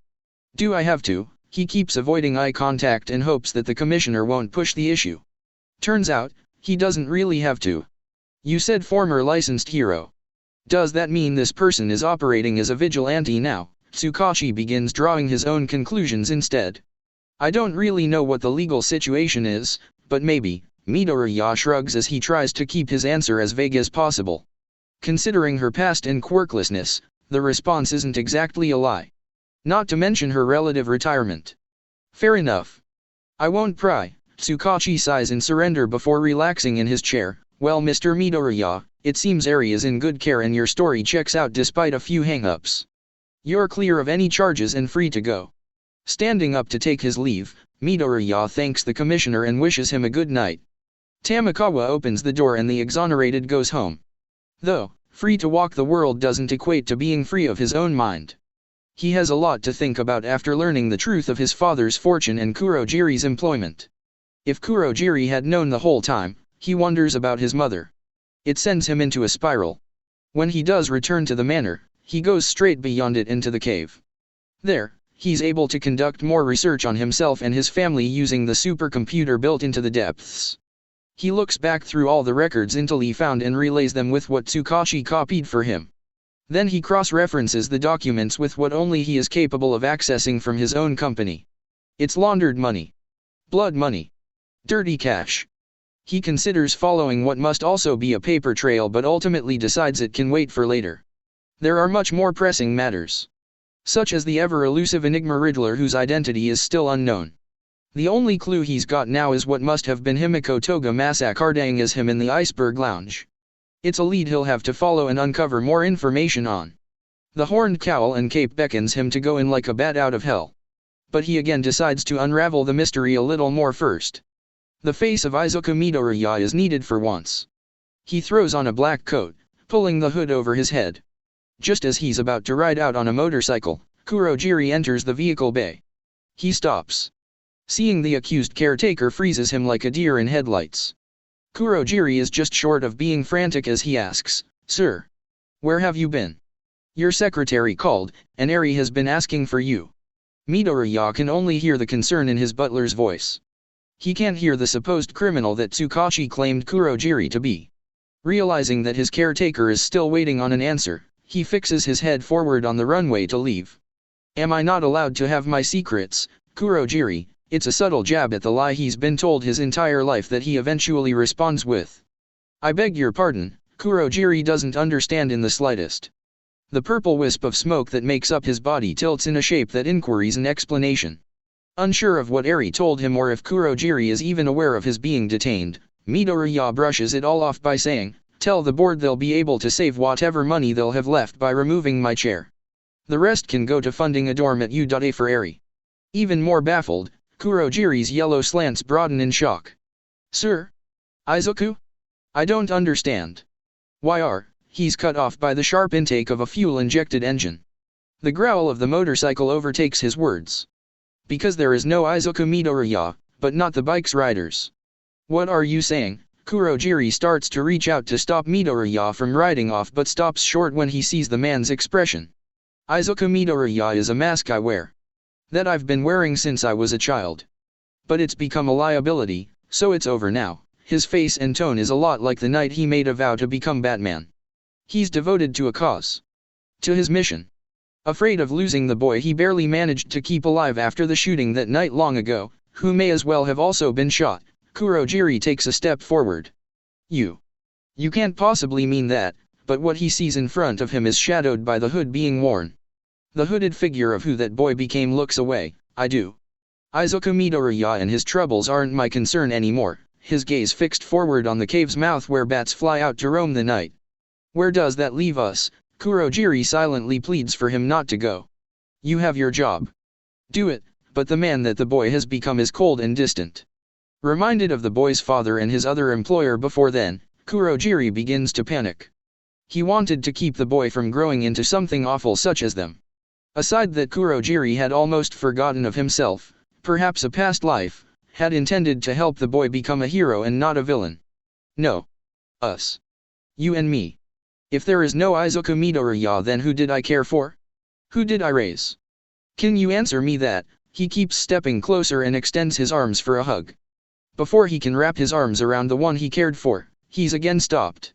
"I'm leaving now." Whatever is left of Izuku Midoriya stays up in that manner, by the roar of the engine that leaves the cave. Raindrops fall to bequeath the blacktop street, ripples in the dark giving the surface an unsturdy appearance. Each footfall from the lone hooded figure occupying the stretch of road stays afloat anyways, grounded atop the blackened base. Those same rain droplets seemingly float, gentle to tap the being who strides in the night. In the glow of a burning street lamp, the specks are as invisible as he in the darkness. The living shadow stops at the iceberg lounge, only unveiling the hood to reveal himself when he's greeted at the door. Izuku Midoriya stares up at a reptilian man double his size and stature. He recognizes the gnomified bouncer as Killer Croc, formerly a guard dog at the docks. He figures Penguin changed Iguka's position after he and Shire Toko brought him down the first time. The grotesque mutation has continued to develop since their last encounter, it seems. The desaturated purple hair he once had has all fallen out, or perhaps been shaved, replaced by a scaly skull. Parietal eyes glower at Midoriya from the greater height as Iguka sniffs the air. Iguka's gaze fixates on Midoriya as he inhales, pointed teeth shaped into a snarl. "Your scent. It's familiar." Midoriya's own eyes widen as he realizes Killer Croc can recognize his scent. He's unsure of whether or not the gnomified attack dog will be capable of putting two and two together that he's Batman, but he instantly adds to the list of his worries that Croc may also smell the fear he's excreting. "That's because I was here before," Midoriya acts quickly and decisively takes a gamble that Toga had crossed Croc's path while masquerading as him. Continuing to put up a front with that excuse, he also tries to make their interaction as brief as possible. I'm back for the same reason. To meet with your boss. But Midoriya's words fall on deaf ears. Iguchi is still sniffing the aroma that only he can identify specifically. Smell. You smell like. His mismatched mind works slowly to place the scent, but it's intent on solving the mystery. Feigning a laugh, Midoriya tries to play it off with a joke next. I thought the rain would help substitute for a shower, but I guess that was a mistake. His nervous chuckle doesn't do much to convince the imposing figure of Killer Croc, but it does distract him momentarily. The interaction is drawn out long enough for another door manager to step in. What's the hold up here? A man with spiky turquoise hair and a goatee pushes past Iguchi to have a look for himself. Well, recognizing Izuku Midoriya, his previously disgruntled demeanor shifts to something a little brighter. As I live and breathe, if it isn't Izuku Midoriya. He quickly shifts back to form in order to snap at his much larger associate though. Let him through, dumbass. A low growl comes from Croc, who it's directed at unclear. He does, however, step aside. Midoriya hurries past to get into the club, not wasting the opportunity. Now with the aid of neon lights, Midoriya recognizes the second door guard as Soga Kujisaki. In the world of vigilantes prior to his own time, Kujisaki had quite a record. Even for somebody involved in the underworld, he can't help but wonder how the man came into Penguin's employ. Don't mind him. He gets cranky if he doesn't eat often. Kujisaki flaps his hand over his shoulder to wave off Iguchi's unspoken threat. Though Midoriya takes it very seriously, considering Croc has a valid reason to make good on it should he come to identify his scent. Is it really a good idea to have a guy like that guarding the door? Midoriya makes an act of seeming anxious by glancing behind himself every now and then. Kujisaki shrugs, shoving his hands into the pockets of his pants. It keeps the riffraff out at least. He side-eyes Midoriya with a raised brow when adding, "Don't tell me you're a quirkist." Never. Midoriya quickly shoots down the suggestion. In reality, he used to be a quirk fanatic. Growing up quirkless, all I ever wanted was a quirk of my own. That desire had only increased exponentially after his parents died. He wishes he had a quirk to have saved them. Remembering the recent revelation of their criminal records though, maybe it's better off that he didn't. Midoriya surprises himself with that thought, a sharp pang to his heart as he immediately regrets thinking it. I can only imagine. Kujisaki considers Midoriya's childhood for a moment before sighing and opening up a little too. Well, quirks aren't all as great as they're cut out to be either. Take it from me, he takes the lead instead of walking side by side when taking Midoriya down a hall. I guess it wasn't easy for anyone growing up in our era. Midoriya mutters more to himself than to Kujisaki. Though Kujisaki hears it anyways. He glances over his shoulder to reply, and I doubt it'll get any easier. Then they reach the door to an office. Welp, here we are. You and the boss seemed acquainted enough, so I'll leave ya to it. It's the office of the Penguin. Midoriya watches Kujisaki walk away while giving a small bow. Thanks. He hesitates to knock on the door. Who is it? But it swings open on its own, an angry nightclub owner behind it. Though his scowl shifts to delight upon seeing his company, Mr. Midoriya. Don't be shy, come on in. Okita waddles with his weight to a built-in minibar where he asks and offers, "What brings you by? Care for a cigar? A drink, perhaps?" No thanks, I'll pass on both." Midoriya waves them off before closing the door behind himself. "I just wanted to make sure you're making good on our deal is all." He'd rather get straight to the point and keep the visit short. "Mr. Midoriya. You wound me." "Really, I'm hurt." Okita makes a show of acting injured by placing his hand over his heart. It's the same hand Midoriya had broken when he paid Penguin a visit as Batman. "I am a legitimate businessman. I always make good on my end of the bargain. Especially when being paid as handsomely well as you're putting out." He chuckles to himself as though what he said is funny. "You know I'm good for the money." Midoriya squints at Okita as he waits patiently for information. Though the glare isn't quite as effective without his mask. "I don't expect your company to go under any time soon, that's for sure." Okita continues cackling at his own joke. When he sees that Midoriya isn't laughing along, he simmers down and turns serious. "Not to worry. I've got exactly what you want. I was gonna send it to the P.O. box you gave me, but since you're already here, Midoriya's intrigue provokes him to ask about the P.O. box mentioned, but he knows that'd be too suspicious considering he's meant to be the same person Toga pretended to be. So instead, he subtly tries a different approach to extract other intel, and you've already been paid by my people, right? Okuda nods in affirmation. You have some reliable little workers. Yes, sir. I do believe we have conducted our business together rather well. Just making sure. Midoriya tries to keep any growl out of his voice, but he's finding it increasingly difficult in Okuda's company. Okuda withholds a USB he's brandished. That must be what Toga impersonated to gain. Though, there is one wee little hang-up that's bugging me. He uses it as a bargaining chip for whatever it is that he's referring to. Oh? And what's that? Midoriya restrains himself from sounding too surprised. He wasn't expecting there to be a catch or to come so close to acquiring what Toga and her accomplice wanted before they could get their hands on it. Well, you know I don't like to pry. There's no reason for me to go poking my beak into other people's business by asking questions. But there's something extra shady about what it is you're coming to me for. Okuda thumbs the USB as he looks it over for himself. His monocle is like a microscope being used to study it. How so? Midoriya takes a step closer as he's further drawn into the deal that his impersonator had with Penguin. Look, I don't mean any ill treatment. I'm just curious as to what a guy like you wants with Uda's records. Midoriya involuntarily reacts in shock at that revelation. Already, he's reconnecting threads and ties to Intali and Uda as he considers various probabilities. Could it have to do with that little girl you took under your wing? But Okuda comes to his own conclusion based on Midoriya's reaction. Midoriya snaps out of his thoughts upon hearing Eri mentioned, glare hardening on Penguin. He doesn't bother keeping the gravelly growl out of his voice as he says, leave her out of your mouth. Okuda's mouth morphs into a toothy grin, the gap between his teeth showing through. Oh, touched a nerve there. But what sort of gentlemen are we if we can't keep our composure? He holds up his hands in mock surrender. The fingers that aren't missing twiddle innocently. What are you getting at? Midoriya keeps his razor-sharp focus on the slimy penguin in front of him. He's not fooled by the act, and he's even more on edge by the undertone of confidence from the corrupted businessman. The money you gave me is the Yakuza's, yeah? I don't need to go making enemies who might consider it still theirs. If you understand where this is going. Okuda begins to elaborate as he works his way towards his computer monitor. There, he's able to show conversions and money transfers through the screen. Seeing that as a form of karma, Midoriya shrugs without care. You took the payment. There's no refunds for dirty transactions. It's not like he's the one who agreed to their terms in the first place, even if Okuda doesn't know that himself. That's what money laundering is for. To get it clean, Okuda snaps indignantly now that he's reached his tipping point.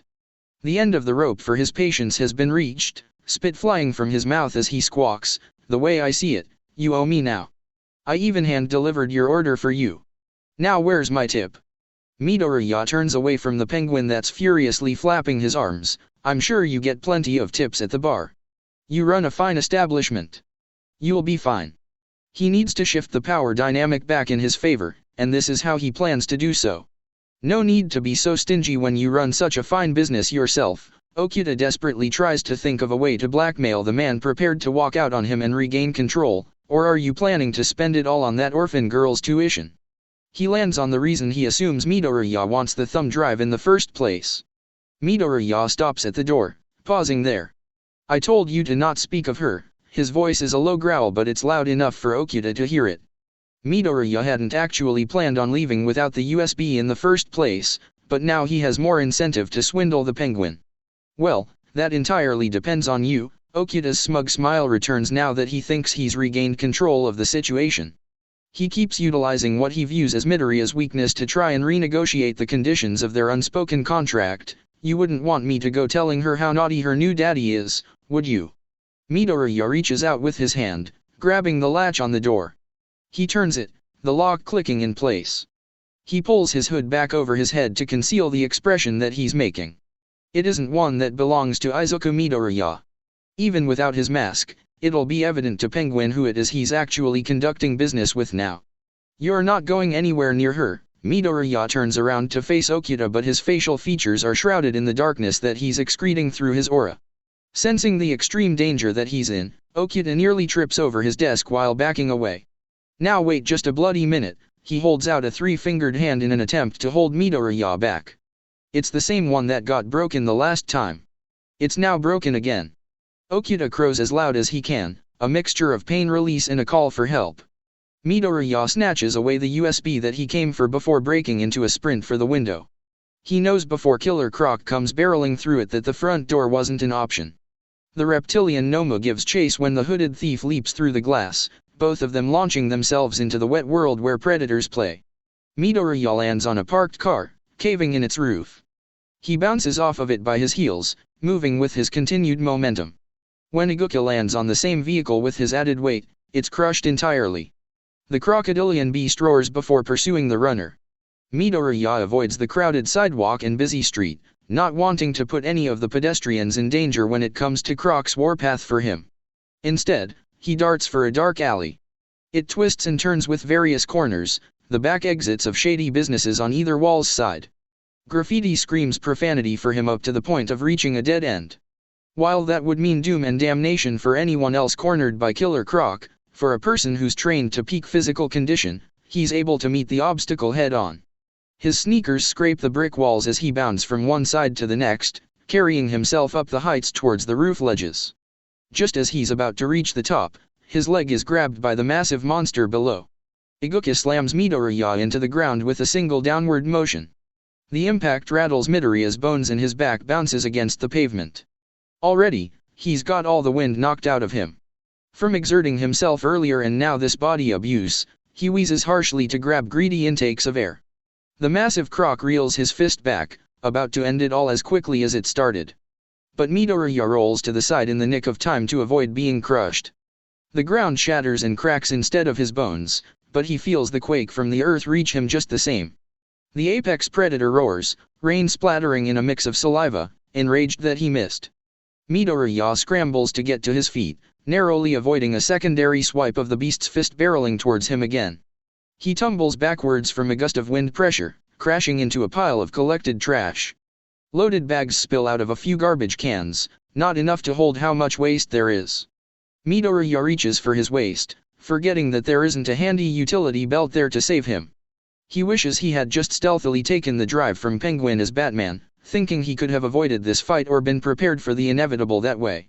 However, in the moment, he also thinks innovatively to fight without his gadgets. He grabs one of the trash cans, swinging it at Iguka's head. It does nothing, the thin metal container folds against the thick hide. Killer Croc reacts violently, snapping at Midoriya with a vicious bite. The hoodie he's wearing gets caught, ripping as it's pulled in the opposite direction that Midoriya pulls. His green hair flaps wildly in the rain as he dodges to evade the monstrous opponent he's fighting. Iguka lashes out, pointed fingertips nearly shredding more than Midoriya's jacket. He falls back, a flat palm stopping his descent before it becomes a full collapse. Then, Midoriya twists his body backwards and uses that same hand as a springboard to flip away from a secondary strike. It's not the rematch that he was hoping for, but Midoriya strikes a defensive stance like the last time he faced Killer Croc. It's one he's sure Iguka will recognize, and will help to finally be able to place his scent, but he's left no choice. The massive monster towers over him, rain pouring off of his scales. Then it charges, jaw unhinged, and ready to devour. Midoriya bends down, using Croc's size and strength against him. The maneuver he uses flips the opponent using their own power. Croc collides with a wall, bricks breaking and dust updrafting. Midoriya waves the smoke away from his eyes and holds his breath as he jumps back, not wanting to inhale any of it. With his vision obscured, he isn't able to see the hand that reaches for him until it's too late. It's the size of his chest, grabbing his entire body. Midoriya shouts as he feels an extreme pressure pushing his ribcage in. He was barely able to withstand a hit with his body armor on the last time. He knows he won't survive without it this time. Midoriya brings a knee up into Killer Croc's chin, not wanting to be another one of his victims. Then, he lands an elbow by swinging it downward atop Croc's head. The benefit of being so up close and personal with Iguka's face is that he's able to get a few good licks in. He aims for the nose first. Then the mouth, knocking a few fangs loose. When all else fails, Midoriya goes for the eyes. He jams his thumbs into them, pressing hard. Iguka bellows with affliction, tossing Midoriya across the alley in favor for his hand to rub at his aching eyes. Midoriya grunts a few times as he tumbles across the floor. The upside though, is that he got free of Croc's grip. Not wanting to waste the very short time he has before the beast recovers, Midoriya forces himself to get back up. In between the two of them, there's a manhole cover. There's been stories about alligators in the sewers, but he doubts Iguchi would be able to fit in order to follow him. Midoriya takes the chance. He tosses the heavy lid off, in the direction of Iguchi. Croc bats it aside, vision recovering already. Iguchi reaches for him again, but he's already jumping into the open hole. Above him, Killer Croc roars with the thunder. Below the city drenched in rain, is the flushing of its shit and piss within a storm drain. A drowning bat without its wings can't escape the rush of dirted water. It's one of those nights. The kind that makes it difficult to fall asleep. Shadows creep like creatures that could also be hiding under the bed or in the closet.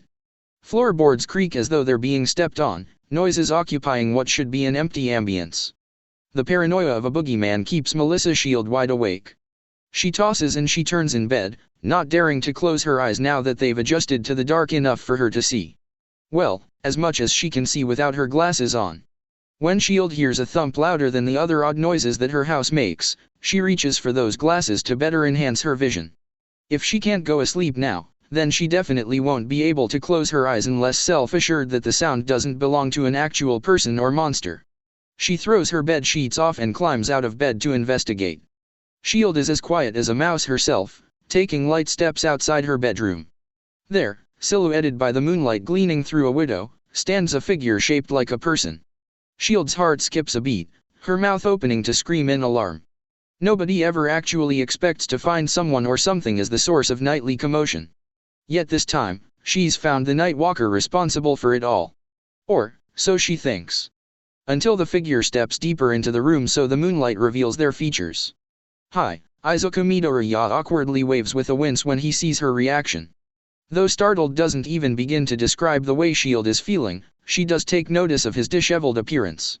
His torn articles of clothing damp and clinging to him like his hair, he looks like a drowned rat.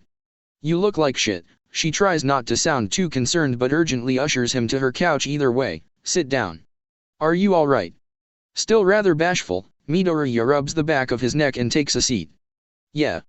We really gotta stop meeting like this. His attempt at smoothing out the situation in the form of a joke is just as inelegant as his posture. But Shield plays along anyways. What kind of neighborhoods are you going to for this to happen twice, hoping that it's some sort of comfort zone that'll allow him to cope with explaining his injuries or presence. It's a long story, her hope falls short of itself when he pushes her away. I don't need you to patch me up this time. She gives him a once-over and fails to keep the skepticism out of her voice. I'd beg to differ. Then the smell hits her. She shakes her head to try and clear her sinuses. Are you here for a shower? You smell like shit too. Ignoring the remark, Midoriya digs into his pocket. He then pulls out a USB to present. I'm here for this. A thumb drive. Shield tilts her head curiously before taking the small device from him to see up close. Midoriya nods while requesting, can you take a look at what's on it for me? Still processing the random suddenness of his arrival in her home and what he's asking of her in his current state, all Shield can manage is, sure. She stands up to go and grab her laptop while asking, this couldn't wait until morning? You had to break into my house. Midoriya sinks into her couch as though the questions are heavy loaded and they're weighing him down.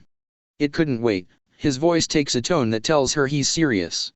But she still can't imagine a justification for his theatrical dramatics. Duh. And why me? She tries digging a little deeper for a better explanation while digging for her computer still.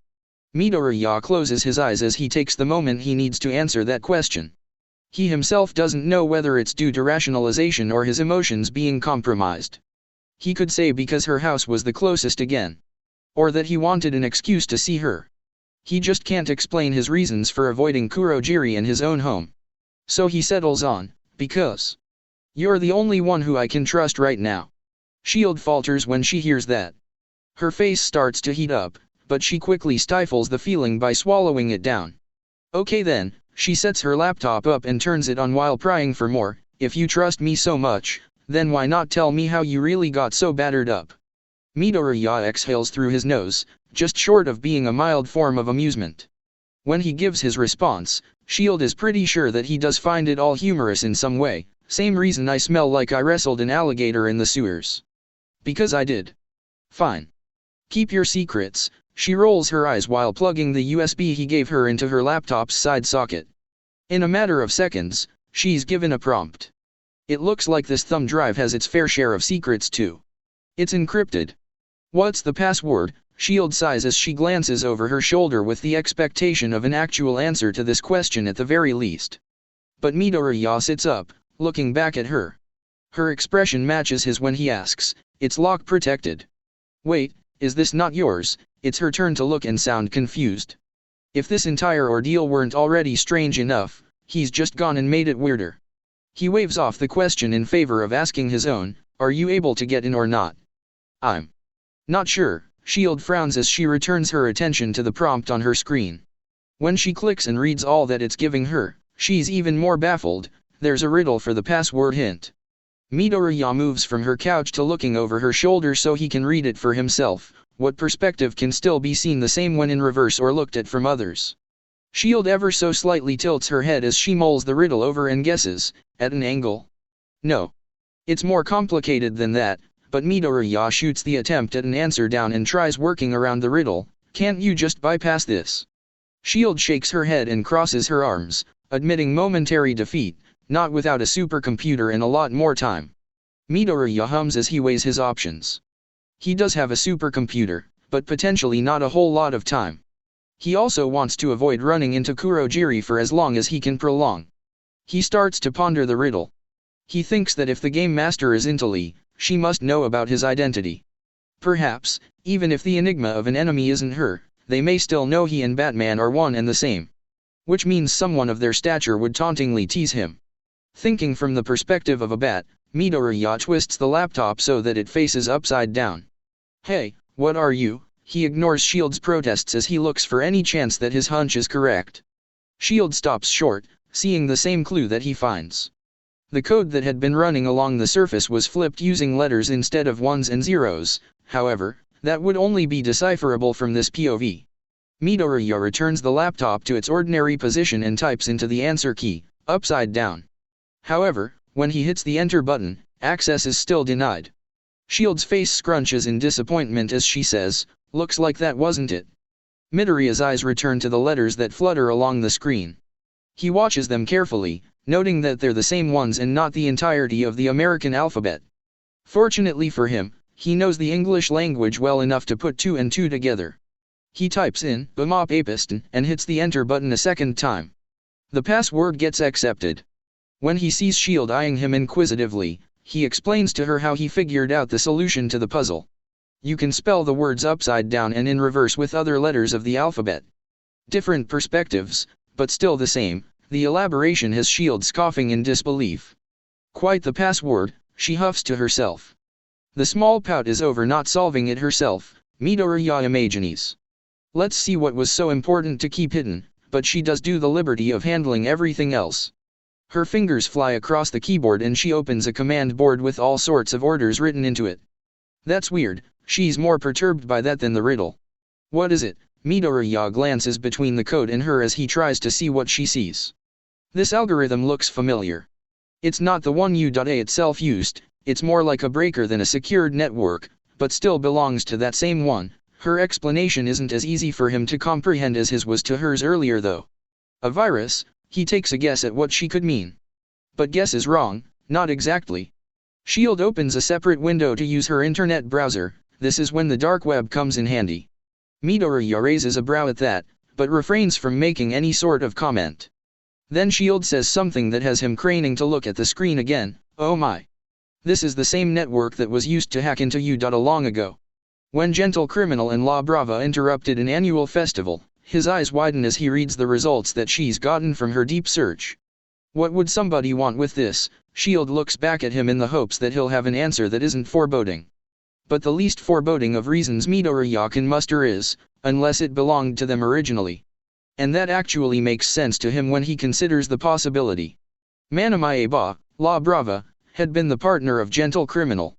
The two were known for their shameless advertisements of the Imperial Tea brand while committing illegal activities on the internet. The teacup he had found at one of the Riddler's hideaways coupled with the Riddler's high-pitched voice leaning towards feminine or younger makes sense with the reuse of her own code. Intali is no longer his only suspect. Watching Midoriya mutter to himself as he overthinks the need for what's on the USB leaves shield, wondering more than ever, what have you gotten yourself involved in? Her question snaps him out of his musings. Realizing the potential danger she could get into if she learns more, he shuts her down. Nothing you need to be involved in. Midoriya unplugs the flash drive and starts to head for the window that he snuck in through. Sorry that I came here. I didn't know what was on the device. Shield stands up to follow and stop him. No, you dash, but pauses when her doorbell rings.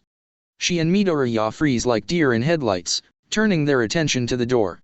Midoriya's posture straightens and Shield realizes just how much he must have slouched for her not to notice his muscles or height until now.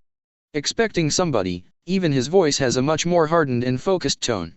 Nervously, Shield fidgets with her glasses and admits, not this soon.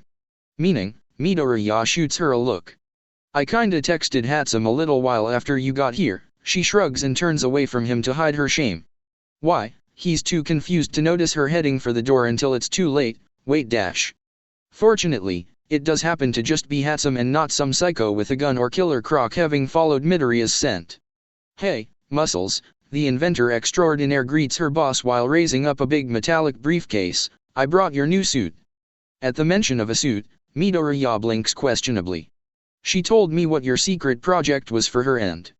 Yeah. I know. Shield avoids eye contact as she tries to explain herself. She does have the courtesy of letting Hatsum in and closing the door so none of her neighbors overhear though. Midoriya brings a hand to his forehead, just short of a face palm. You. Both knew. He realizes that his secret is out. You didn't think I knew what all those babies were for. Hatsum's dreadlocks sway when she tilts her head incredulously. Midoriya takes the briefcase from her to open it and see if he's being misled. When he finds a chest plate with a bat printed on the front, he fully accepts that this is actually happening.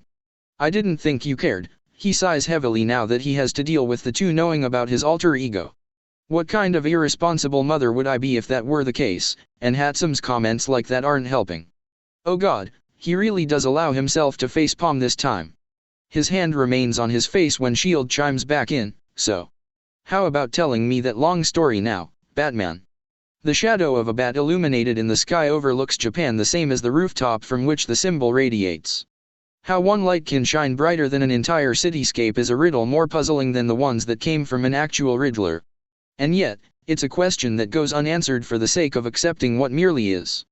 Batman merely is. A man. A vigilante. A legend. A detective. A hero. Commissioner Tsukachi and Lemillion stand by the modified floodlight they keep stationed on the police precinct, unsuspecting of the arrival of who they intend to contact with it. A living shadow stands behind the commissioner and pro-hero. You can turn it off now. Midoriya emerges from the darkness as Batman only after he's announced his presence. Tsukachi jumps in place. Jesus. Nearly gave me a heart attack, placing a hand over his chest. Not even I can be that stealthy. Lemillion brushes off his initial shock with awe and praise of the vigilante's abilities. He also notices the upgrade in fashion. Whoa. New suit. Looking good, flashing a thumbs up of approval.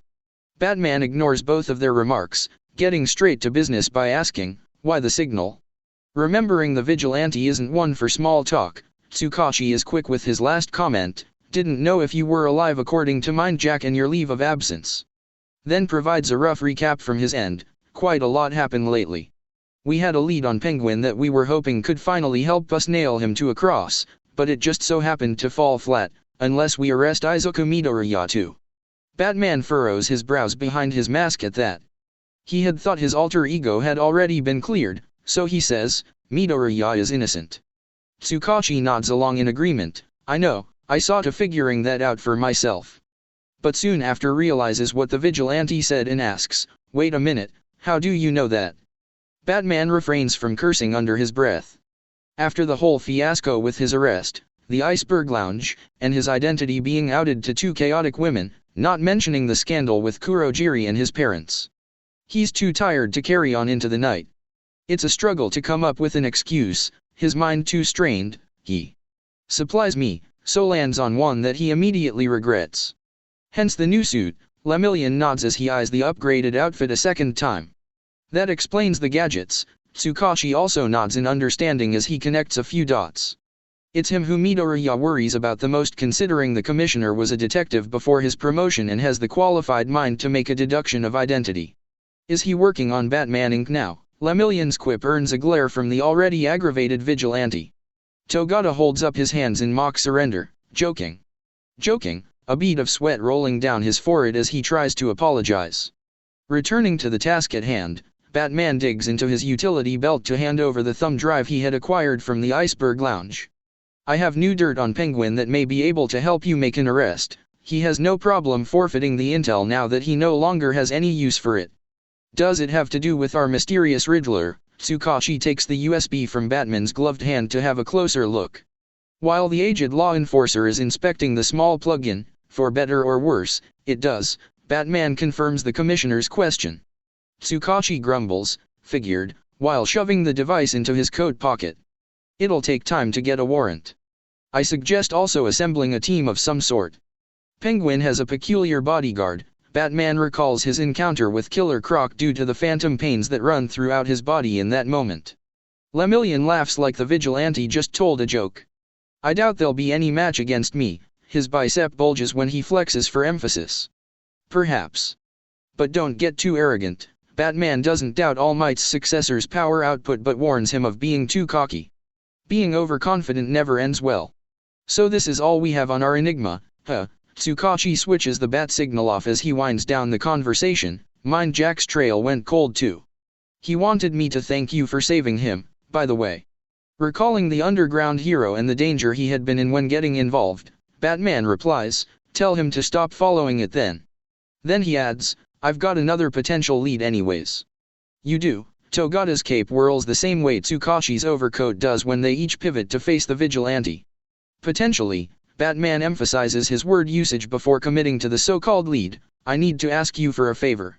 Missed me? Asks the man behind a clear blast barrier. Midoriya stares at him through the thick glass, staying within the concealment of shadows. The man that he sees is caught between who he was and who he is now. Pointed hair is a faded green, exposing blonde roots now that the dye is diminishing. The lime hue matches the bulb that glows above, illuminating bleached skin. Crimson eyes search for Midoriya's emerald, finding them when the garbed vigilante steps forward. The inmate grins as he looks the caped crusader up and down. Is that a new suit? Don't tell me you've gone and gotten all dressed up for little ol' me. He giggles to himself while twisting back and forth to show off his own appearance. They don't really let me wear much else than this straight jacket here. I think the color clashes with my eyes. Wouldn't you agree? Ever since their battle at the hospital, Midoriya had done his best to forget about the tragedy that transpired to create such a malformed version of his former friend. He'd put all of his focus into his nightly endeavors to avoid thinking about it. But now there's no ignoring what's right in front of him. He can't bring himself to look directly into the fallen hero's eyes. Not anymore. Not when there's a bullet hole in between them that destroyed his mind. Why are you staring at me like that? Do I have something on my face? In my teeth, the convalescent cranes forward as he tries to go to response out of the brooding vigilante. When he doesn't receive anything, he finally snaps and shouts, you came to see me, remember? You have a mouth, so fucking speak.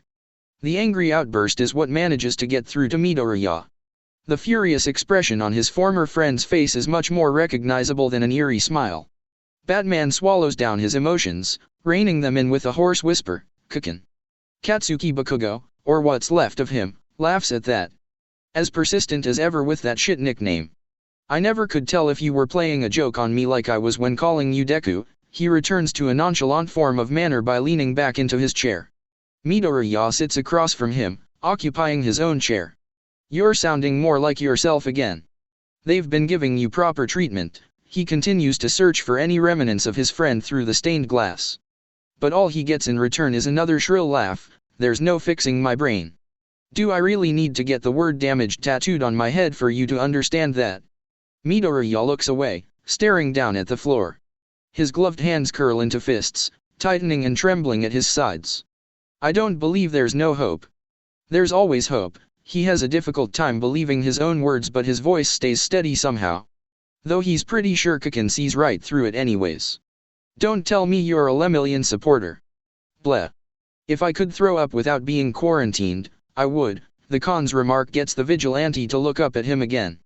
An unspoken question of how an inmate would come by any outside information, heroes or not, has the detained grinning. He shrugs as though it's no big deal. Word gets around. What do you know? Batman asks with a pointed glare. You'll have to be a bit more specific, lamb chop. Bakugo's toothy smile stretches a bit further as he taunts the vigilante some more. Before things can escalate, however, he sighs and slouches back into his chair. This is all nice and well, but why don't you just ask me about what you came here for already? He suddenly shifts to something a little more serious. Grateful for the change in pace, Batman takes the opportunity. Himiko Toga. What do you know about her escape? He goes for a more direct approach. Bakugo raises a brow. Talking gals, are we? I didn't think she was your type. I'm serious, but Batman remains unamused and undeterred. Now fully realizing the reason for the arranged meeting between himself and the vigilante, Bakugo relents. Not without a roll of his eyes first though. She didn't break out by herself if that's what you're asking. He recalls the night of her escape and the conversation in her cell that he had overheard. Looking for a lucky break in his investigation, Batman asks, did you see who aided her? But instead receives a resounding, nope, with Bakugo playfully popping the P at the end. The inmate's red eyes glimmer under the limelight as he asks his own question, are they giving you trouble? Batman ignores the question, opting for another one of his own. You went to UA. What do you remember about the Culture Festival attack? He just hopes that Bakugo's brain damage hasn't destroyed those memories too much. Boy, does that take me back. Bakugo sighs almost rather fondly as he stares upwards in a faint flashback state. When he looks dead ahead again, he bursts the imaginary bubble with a harsh tone, I remember not participating. I didn't give two shits. You weren't there when La Brava and Gentle Criminal attacked. Batman frowns since he's steered himself into another dead end.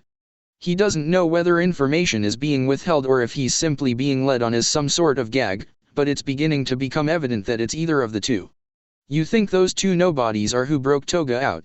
Bakugo laughs at the implication like he's just been told a hilarious joke.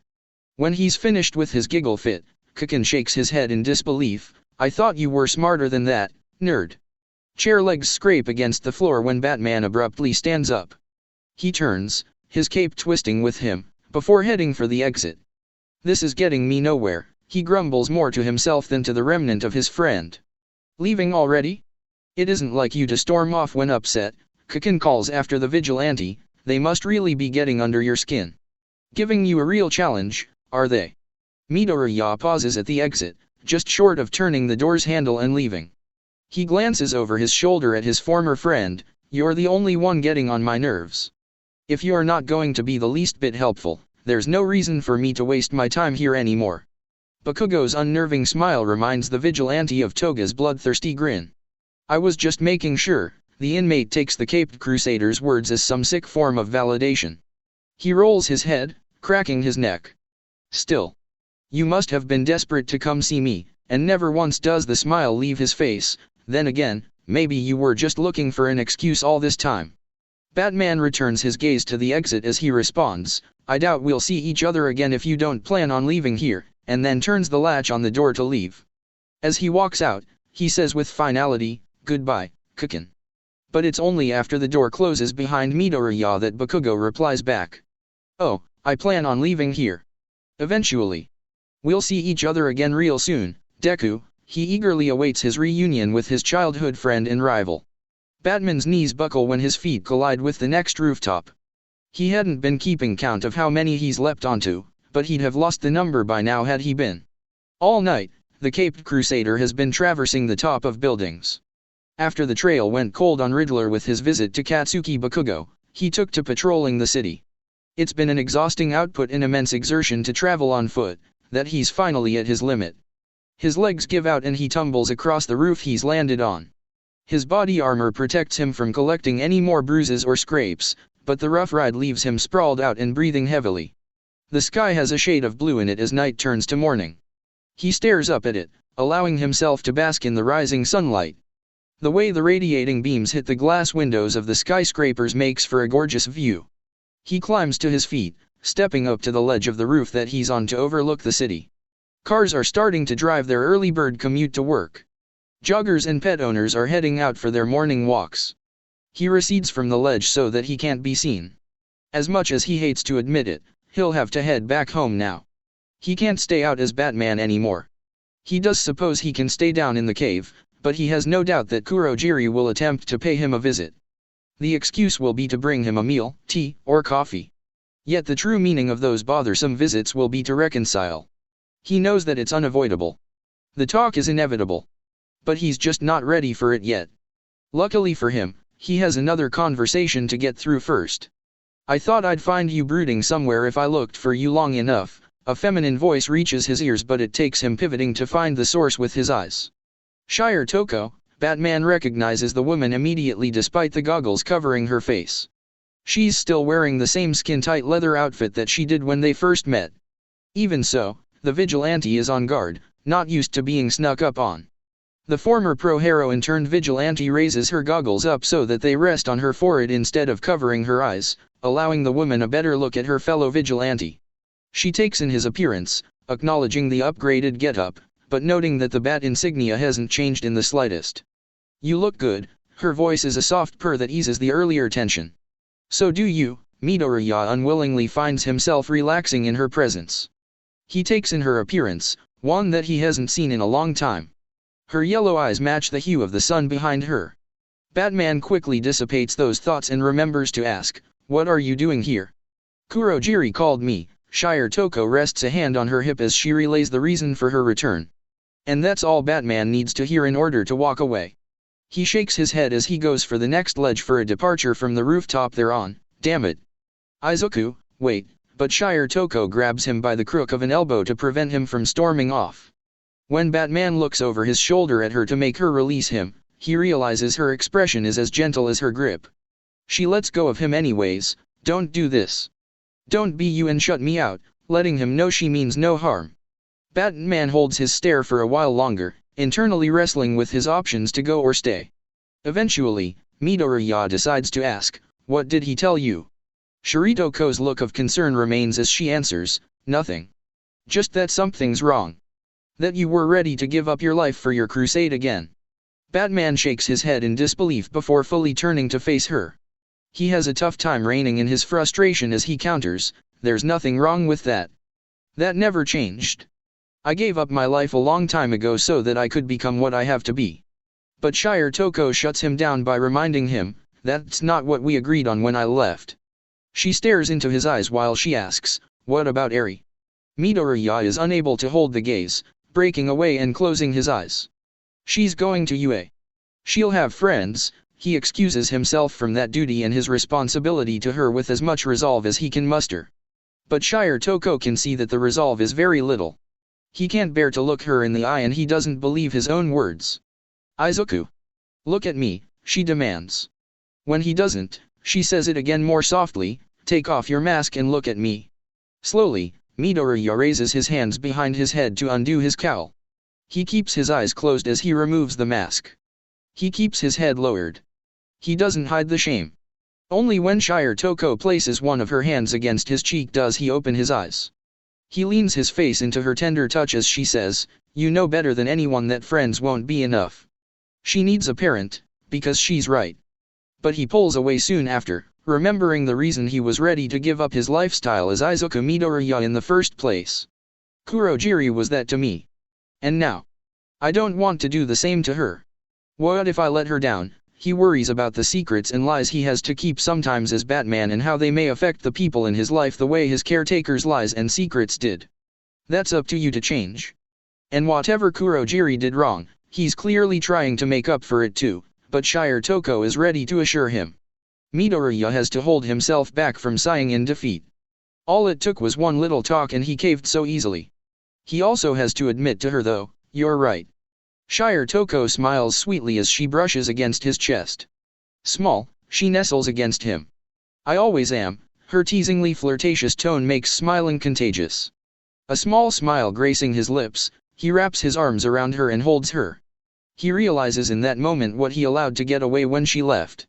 And he has to be grateful to be able to hug her. "I'm glad that you're back.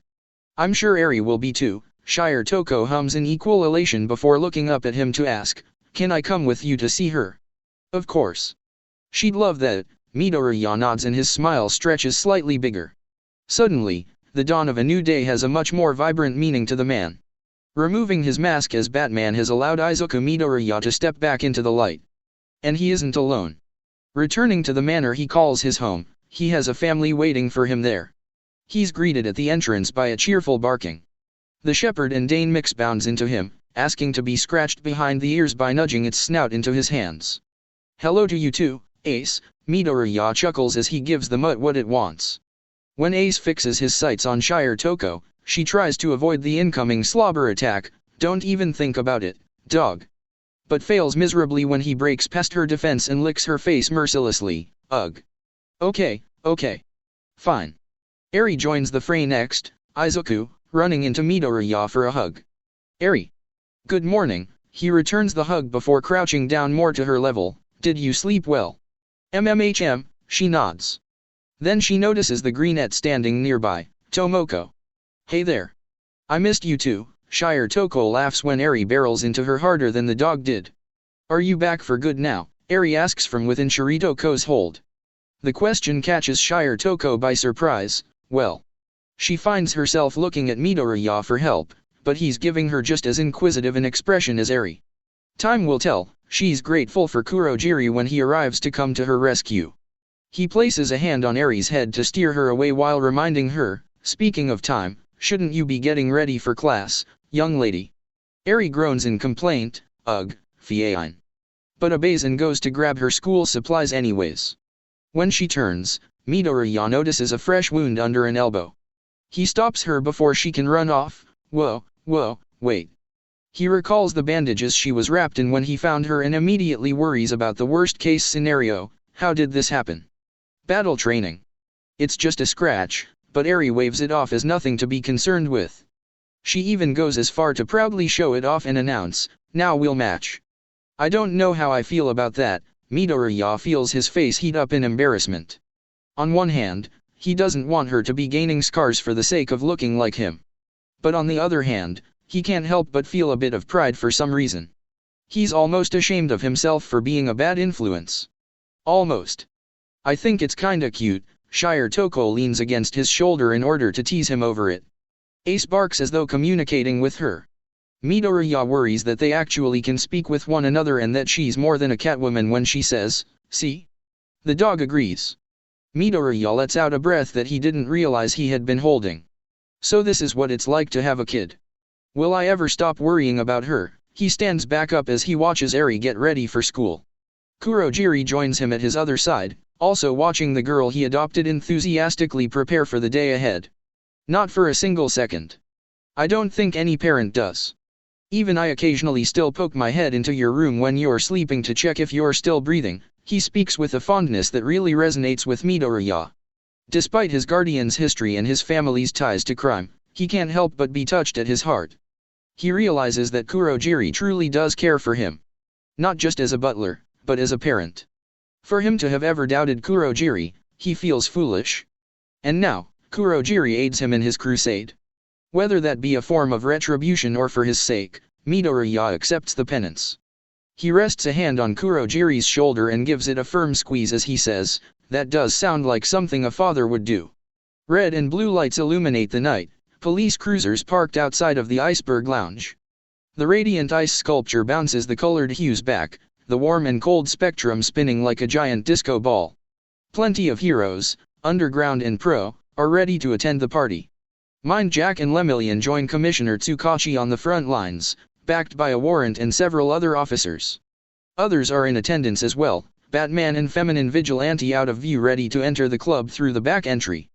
Tonight is the night that they bring down a major villain informant and mobster, the Penguin.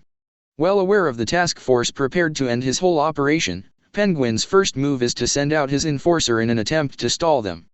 Killer Croc, the Noma blended with Trigger Science Project, comes barreling through the front entry's set of double doors. The reptilian behemoth lets loose a guttural roar, fangs bared. Bullets bounce off the hulkish lizard's scales when the cops fire off rounds, forcing one of the heroes to act. Lemillion darts forwards, a small percentage of power giving him the boost needed to close the distance between himself and Killer Croc in record time. It's that same amount of output that finishes the fight before it can even begin, a single punch all it takes to knock down the quirk-enhanced Shuaki. The Noma groans as it gets sprawled out. All Might's successor smiles in triumph before rallying the other heroes and law enforcement. Lemillion ushers the group forward, leading the charge into the nightclub. Penguin's establishment is full of low-tier goons who try fighting back, but the weak forces are quickly overpowered just like their trump card was. Soga Kujisaki ducks under Mind Jack's capture scarf, having had combat experience against the weapon during the days of Eraserhead's career. But he too eventually goes down when Mind Jack uses his quirk to make Kujisaki stop fighting. However, his employees are a sacrifice that Penguin is willing to make. Using them as a distraction, Keijiro Okuda tries sneaking out the back exit to escape. The coward makes a break for it through the alley. But he doesn't get very far. A bat-shaped shuriken spins through the air, and pierces the place between his thigh and calf. Okuda squawks in pain as he trips and falls, clutching his injured leg. Penguin screams even louder when he sees Batman drop down to retrieve the batarang. "You bloody bastard," Okuda seethes through what teeth still remain in his mouth. "Do you have any idea who I am? I'm the man who hired assassins to kill you, and nothing is stopping me from doing it again." He tries crawling backwards with his one good leg while threatening the slow-approaching vigilante in hopes that one of the two strategies will save him. But all hope is truly lost for the criminal when Batman unveils a recording device from behind his cape. "Shall I take that as more of a confession to your crimes?" The vigilante can't help but smirk at the gawking expression that his outwitted opponent is making. Okuda hangs his head in solemn defeat, all the fight he had left leaving his system as the last of his spirit is drained. "I want my damn lawyer." His only hope is that he'll be able to still afford a good legal representative once his assets are cut off from him. Batman pockets his recording device before going for a pair of handcuffs. Once he brandishes them from his utility belt, he crouches down to arrest the Penguin. He figures now is as good a time as any to deliver some type of final heroic line, "Your reign of power is finished, Okuda." But he either jinxed the arrest or spoke too soon, because he's forced to dodge a knife before he can put the cuffs on Penguin. The blade slices through the air instead of his chest, at the very least. It passes by and stabs the alley wall instead, embedding itself in the brick. Batman spins around to face who threw it. He's expecting a mercenary or another hired help working for Okuda. What he finds instead is Himiko Toga. He had thought the crazed blonde far surpassed the need for a weapon, having evolved, but old habits die hard supposedly. "Hiya Batsy. I like the new suit. It makes you look hot." She flirtatiously taunts him from afar by fluttering her eyelashes and flicking up her short skirt. Same as ever, she wears something of a cross between a sailor's uniform and a schoolgirl's outfit. Suddenly, Shire Toko drops down and joins Midoriya at his side. She unties the whip that's wrapped around her waist like a belt and snaps it. "Back off, bitch. He's mine." The feminine vigilante gets into a fighting stance in order to defend her partner. Toga feigns a pout. "Ah, come on." Her indigent whine loses its facade rather quickly when she begins to melt though. Pretty soon, she's morphed into a flowing liquid with no distinguishable shape or face. The living clay gurgles as it asks, "Can't you share?" Shire Toko scrunches up her face in disgust at the leering slime, winding up her whip to lash out and keep it at bay. The strike causes the clay to splatter as the feline vigilante retorts, "Not when you look like that, I can't." But Toga quickly recovers, the moving mud rushing head-on like a massive fist. The crazed clay shouts at Shire Toko, "Rude."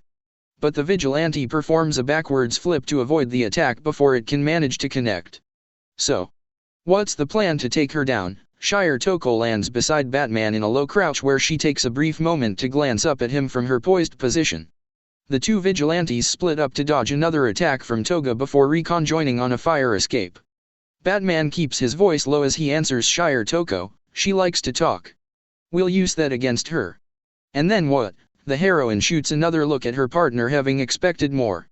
Batman ducks under a flying clay axe before responding, "Improvise," and gliding down from the fire escape.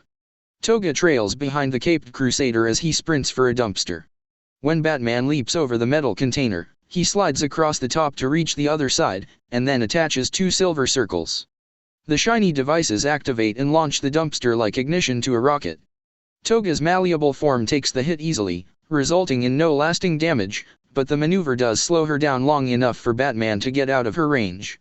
Which also gives Shire Toko the time she needs to drop down from her perch and give a distraction of her own. She calls out to gain Toga's attention, "Hey, ugly." Toga twists her torso around akin to an exorcist, tentacles sprouting to reach out for her opponent.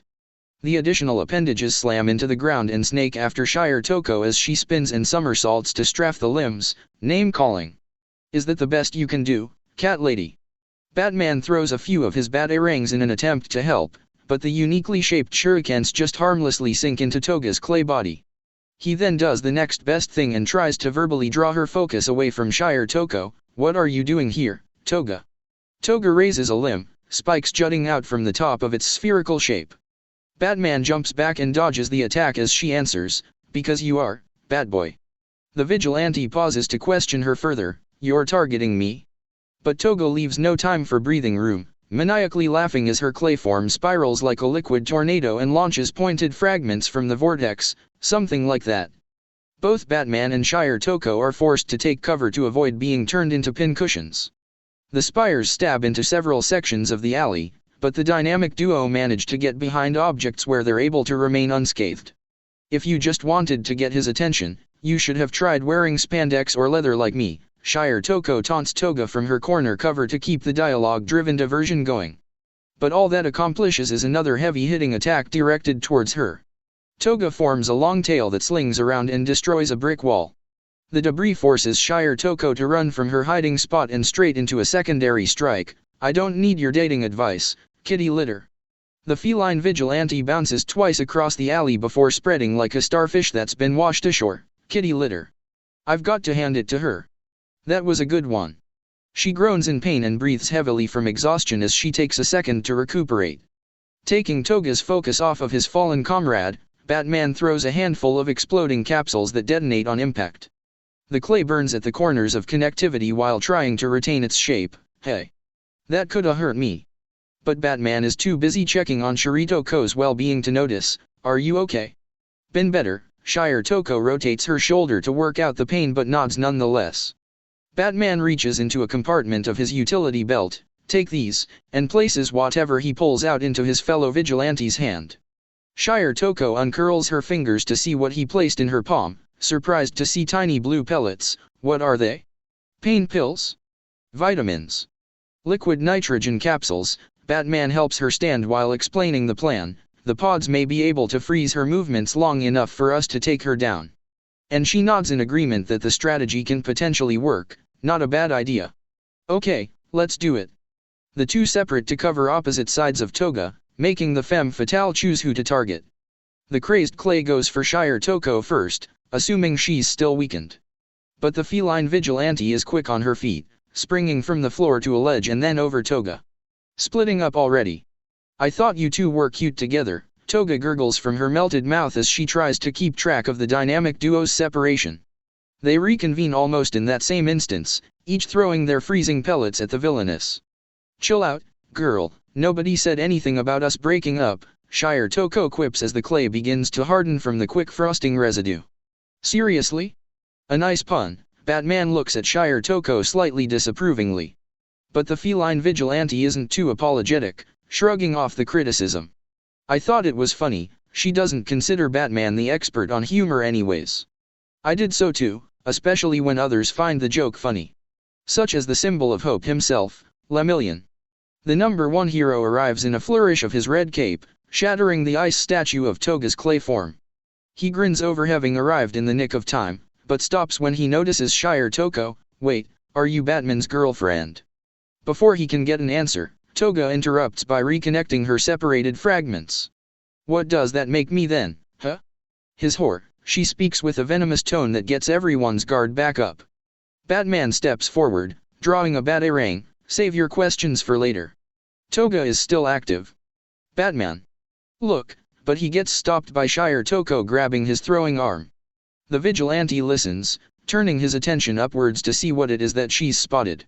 Watching from a distant rooftop, there's a small silhouette. Batman notices the shadow is around the height and size of Aba as he had suspected. That must be our Riddler. Lemillion comes to the same conclusion of who the spectator may very well be when he notices the distant silhouette too. "Go," Shire Toko urges Batman to pursue the other villain while she and Lemillion deal with Toga. "We've got this. Take the rest of the nitrogen pods," but Batman takes a moment to spare the remainder of his icing pellets supply first. As well as pauses to fire a taser into Toga, the voltage disrupting the clay's composition. This may also help. He hands off the tool to Shire Toko once he's finished using it. Shire Toko accepts the equipment gratefully before giving him a gentle nudge to leave. Electricity and cold are her weaknesses. "Got it. Now go already." The Caped Crusader listens, firing a grapple line and ascending into the night sky without another word. He does hear Lemillion speaking from behind him as he goes though. "Boy, is Batman lucky to have a gal like you. Tell me about it," as well as Shiritoko's response. Batman shakes his head, focusing on the task at hand so that he doesn't become distracted. He doesn't take his eyes off the distant silhouette as it hops down from the roof it's on. Not wanting to lose sight of the shadow, he dives with his cape spread out in order to glide in. By the time he reaches the figure, they've made it to the streets. By the time he makes it to the streets, there's an opened manhole cover. Not ready to give up the chase just yet, the vigilante follows the elusive enigma into the sewers. His boots slap the slush of the grates below before journeying deeper into the underground tunnel's green sewage streams in the opposite direction, the current of the unfiltered water flow working against him. Fortunately, he knows he's heading in the right direction when he finds an equally green arrow spray painted on the tunnel wall. The directional cues lead him through the labyrinth until he reaches a boiler room lit by heat lamps. The room temperature is as hot as the steam coming from several vents and pipes. A catwalk leads him down to where a television monitor displays signature question marks in a contrasting green glow. "Welcome, Batman. I'm so glad you were able to keep up," the squeaky voice he heard when confronting the riddle writer before echoes through the chamber. Batman spins as he searches for where the voice came from. "Turn yourself in, Aba. I've read your file. You're not too far gone. You're not like Toga." A moment of silence passes where the vigilante thinks Aba actually will turn herself in. "You think I'm Aba? That's an interesting theory," but he's instead still left with no name or face to the disembodied voice. "Sorry to burst your bubble, but you'll have to guess again." Batman's eyes narrow as he searches for the elusive enigma. "Then tell me. Who are you? First. Answer my question." The voice comes from the television's internal speakers this time. "What determines the gender of an alligator or a turtle?" The TV's screen switches from its question-themed screensaver to a split-screen image of Killer Croc and Melissa Shield. Batman's eyes widen when he realizes Shield is locked in a furnace and Croc's feed is coming from his transport containment unit. Assuming the two are being used as hostages somehow, Batman is left no choice but to answer the riddle he was given. He responds, "The heat of the egg." Correct. It's so good to find someone who is also knowledgeable about animal trivia. The Riddler's disembodied voice gleefully giggles. Batman starts deconstructing the situation in his mind of how S.H.I.E.L.D. and Iguka were utilized. "You gained access to Croc through Okuda and knew I would find the thumb drive with him, so you also installed a tracking device into the USB's contents." He figures the whole thing was just a way to trace the signal back to him. Also correct. "I had already deduced your identity, Mr. Midoriya, but I wished to know if you had any colleagues that I could use against you." But it turns out the Riddler had intended to use Midoriya's cherished ones against him all along. "What's your sick game this time?" Midoriya grits his teeth as he tries to keep his composure. Not only is S.H.I.E.L.D.'s life at risk because he had gotten her involved by asking her to decrypt the USB, but the Riddler deduced his identity. The Riddler replies, "A simple one, really." Then starts to explain the purpose of the hostages. The higher the heat rises in the furnace, the lower the calibration in Mr. Iguka's bomb transplant. However, the higher the heat in the furnace also means the more likely Miss S.H.I.E.L.D. is to burn to her death. The television screen provides a helpful visual display of a device planted in Iguka through surgery that connects to the temperature of the furnace S.H.I.E.L.D. is in. If the heat drops in the furnace, Batman looks around the boiler room until he spots what must be the same furnace that S.H.I.E.L.D. is being kept in. "I'm afraid Mr. Iguka will be the one to burst into flames in such a turnout." The Riddler giggles as they share the alternative. Batman racks his brain for a solution to cheat the system. In the meanwhile, he tries to stall for time by stating the obvious, "You're making me choose. Yes. I want to push you to your limits and break your mind. What will your code allow you to do and what won't it? Where do you draw the line?" The Riddler maintains their same enthused tone as they excitedly elaborate their intentions. Batman reaches for his belt compartment, but remembers that the nitrogen capsules were all used already. Heroes are forced to make sacrifices in the line of duty all the time. He tries to keep his frustration out of his tone as he checks his other belt pouches. But not you, Mr. Midoriya, the Riddler quiets down as though they're getting serious. I've been following your vigilante exploits for a while now. I must say, I'm a fan of your tragic orphaned past and motivation. And it's then that Batman realizes how serious they are. How dire this situation truly is. Don't do this, he basically begs his enemy to not take it this far. Without his taser, he can't short-circuit the system either. The boiler room is too far underground for any disrupting device to work. The trap is foolproof, the Riddler has thought of everything. I'm afraid I couldn't stop it even if I wanted to by now. The temperature gauge is automatic and the bomb is disarmable, and the Riddler is merciless. Realizing that he has to choose, Batman begins weighing his options. S.H.I.E.L.D. is an innocent civilian as opposed to Iguchi's criminal record. He also ponders the moral dilemma of whether or not Iguchi is even human anymore after receiving a Noma treatment. The decision seems simple to make, but he hesitates, not wanting to take anyone's life no matter what. Batman places Plastikey on the furnace and uses his cape to protect himself from the blast that's bound to come. When the metal container is blown open, he fans the flames and steam, rushing forward to pull S.H.I.E.L.D. out of the wreckage. She's drenched in sweat, blonde locks stuck to her face and clothes clinging to her body. Carefully, the vigilante picks her up and places her a distance from the extreme levels of heat. Melissa, he places a gloved hand on her cheek that slides down to her neck so he can check for a pulse. He lets out a breath of relief to learn she's still alive. Though she's in poor shape. That was the choice that I was expecting, the Riddler reminds Batman to check the television screen so he can see the consequences of his decision. Croc's heart monitor triggered the explosive attachment, killing him. Batman's body trembles with rage as he makes the promise, I'll break every bone in your body. The Riddler sounds more amused than concerned by the threat, I wonder if you actually will. Let's find out, shall we, even going as far to remotely open a door in the lower sector of the boiler room. Batman makes sure to set S.H.I.E.L.D. safely on the catwalk higher out of reach before willingly walking into the next trap. He also leaves behind supplies for her such as a medkit to use when she wakes up. Only after ensuring she'll be alright to be left alone does he journey onward. The Caped Crusader runs down a long corridor, intent on catching his opponent tonight. The stretch of hallways takes him into an abandoned subway station next. Old train cars are on the tracks and cobwebs litter the place. The tunnels there lead him to another sewer system. The underground maze runs through the entire city, taking him from one end to the other. He eventually climbs out of a sewer grate and realizes he's been led to UA. For a moment, he thinks he's been set up. However, no alarms or security detect his presence. Whoever the Riddler is does indeed have access to the school's facilities. For a moment, he reconsiders the plausibility of Intali as a suspect. But that theory gets disregarded when he comes across hired henchmen. He doubts Intali would have bothered with getting goons. The thugs go down easy, likely acquired in the slums. They're pawns to a game maker such as the Riddler. Or rather, to let the vigilante know he's still on the right path. The trail takes him to the principal's office.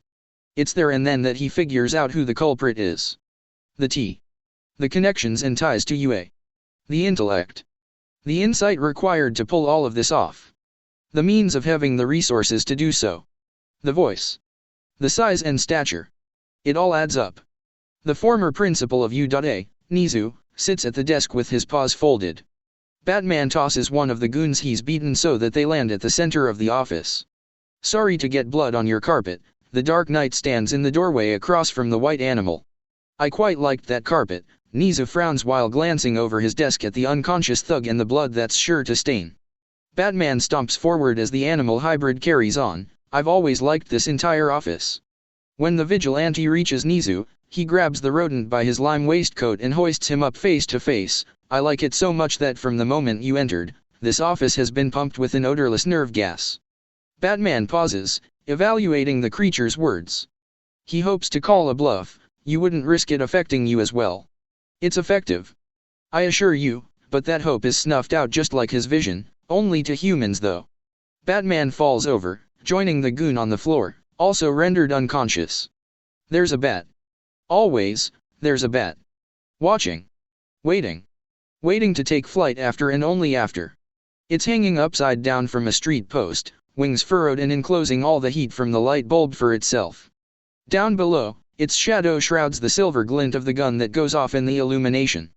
When two cold bodies hit the pavement, the boy that remains alive also turns cold from having his world turned upside down from that point onward, and the bat turns upright and flies away from its warm perch. Izuku Midoriya slowly stirs from his unconscious state to consciousness, hanging upside down. His mind in a fog, whether from the blood flow rushing to his head or after effects of the nerve gas that infiltrated his system, he can't think straight and evaluate his predicament just yet. All he can focus on is the usual nightmare and the chafing around his ankles. He never remembers that haunting night the same way, but he never forgets it either. Chains grind against his skin and rip his flesh by the feet, keeping him mounted to the ceiling. There's heavy chains around his wrists too, that keep his arms hanging with his body. If he tries to lift his hands, he realizes just how much effort it takes when it comes to the weight. He opens his mouth, but can't even manage to make a grunt or a groan. His throat is dry. Parched. He realizes why when a certain scent fills his nostrils. Damp towels are pressed against his chest and back, relieving him of his armor. They are soaked in vinegar. He twists and turns his body, making them peel and fall off of his torso so that he can breathe better. It's hot. He realizes that he must be in another boiler room. Perhaps the one under UA. He tries turning his head to check his surroundings and confirm his suspicions, but finds it extremely difficult to try with his movements hindered. His body aches too. Open wounds and old sores cover his body. He realizes none of the lacerations are new. The scars he's gained over the years were reopened. The towels that had been on him are tinged red, and all other blood that's been drained out went into a bucket beneath him. He grits his teeth and tries raising his arms up over his head again. His pits ache in protest, but he pushes through the pain. He's gone through worse. He bends his waist up, reaching for his ankles next. There's no lock to pick, nor anything to use even if there were. But he's mastered escape techniques that use other methods of absconding. Dislocating toes and thumbs, he slips loose from his capture and falls to the floor. The bucket below gets knocked over, blood spilling everywhere and making a huge puddle. He doesn't care, laying in his own bodily fluids as he pants and breathes heavily from the exertion it took to get free. Midoriya rolls over from his back onto his stomach when he hears the unlatching of a metallic door lock. He plans on performing a push-up to get on his feet, but he's much too weak, malnourishment getting the better of him. Instead of moving any more than he already has, he lays there and watches as a small shadowy figure enters the room with him through the opening of what appears to be a chamber door. Midoriya recognizes the creature when it comes closer. Almost humanoid, the Animorph walks on two legs. Nizu, the former principal of UA. The Riddler. A criminal now. A villain. Slowly, but surely, it starts to come back to him. Midoriya grits his teeth even harder, grinding them together. Nizu relishes in his captive's rage, impish and grinning. He rolls up a sleeve to check a watch on his wrist before saying, 13 minutes to come to and escape that time. I do believe I'm starting to wear you down, Mr. Midoriya. At that, Midoriya falters. Something must show on his face, because even Nizu appears surprised. Though the human and animal hybrid recovers quickly. Ah. Perhaps we are proceeding according to agenda then. He covers his watch before clasping his paws together with a clap. I had assumed your mental limits would far exceed that of an average human's, but it is to be expected that you'd give in just like anyone else. Midoriya wants to ask what the malicious menace means by that, but he's lost his voice. He wants to reach out and snatch the sadistic rodent by the throat, but he's lost his strength. All he can do is lay on the floor in confusion, hoping for an answer or an opportunity. Hope. It's something he'd never allowed himself to have. Nobody had come to save his parents, so he shouldn't expect somebody to come save him. And yet, he finds himself childishly hopeful that he'll be saved all over again. He knocks his head against the rough ground, trying to break that mindset and remind himself not to be foolish. That must do the trick, like smacking or banging a device to get the batteries to work again, because memories begin pooling in all at once. This isn't his first time waking up in this place. He's been trapped here for weeks? Months? He'd counted in his head and kept track of time for about 3 to 4 weeks before succumbing to a deep slumber. During that time, he'd been physically tortured and constantly tested to escape despite his injuries. It's nothing he shouldn't have had difficulty with, but over the course of time, he had also begun enduring mental attacks. He's not sure if Nizu utilized toxins and poisons to drug him, most he had been inoculated for anyways, but his mind had started to fracture and it's now beginning to break. It's like Nizu is trying to make his memory regress back to that night. It had begun with a line of questioning about the vivid details, which Midoriya had refused at first to indulge. But then each scar that told a tale of his journey, training, and then crusading, began to reopen. He relived his creation into Batman and all of his secrets were spilled. Did you know the kanji for riddle, Nezo, is closely related to my name Nizu? Midoriya raises his head to see the inhumane vermin waiting with an expectant expression. He does know that. He remembers having a conversation where Nizu broke down the reason he chose to write him riddles due to the irony and the strange humor because of the kanji in his name. He should have put 2 and 2 together with that clue and figured everything out sooner. Midoriya nods, understanding Japanese grammar and spelling regardless of Nizu's quirkiness. So that's where we're at. Nizu pauses as though he's jotting down notes with his thoughts. He then squats down and sits cross-legged across from Midoriya, getting comfortable. I'm not so sure I like that look of disdain in your eyes though. Perhaps you need a reminder as to why I'm doing this in order to regain some semblance of empathy. Midoriya glares into the Chimera's beady black eyes but does find himself acknowledging the scar that runs through one of them. He vaguely recalls Nizu telling him the origins of that injury, though he can't remember the exact story. Like any animal, I was subjected to mistreatment and abuse by humans. The hero-turned-villain says it nonchalantly but there's an undertone of venom secreting from his tone. I was experimented on due to my having a quirk with no regard for my consciousness of what I had to endure on a regular basis. Midoriya tries pushing himself forward to interrupt, but Nizu stops him with a swift backhand. You can't blame me for holding a grudge, Mr. Midoriya, he whispers like he's telling a personal secret.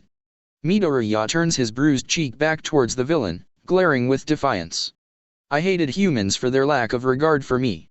Until Shota Aizawa, Eraserhead, rescued me.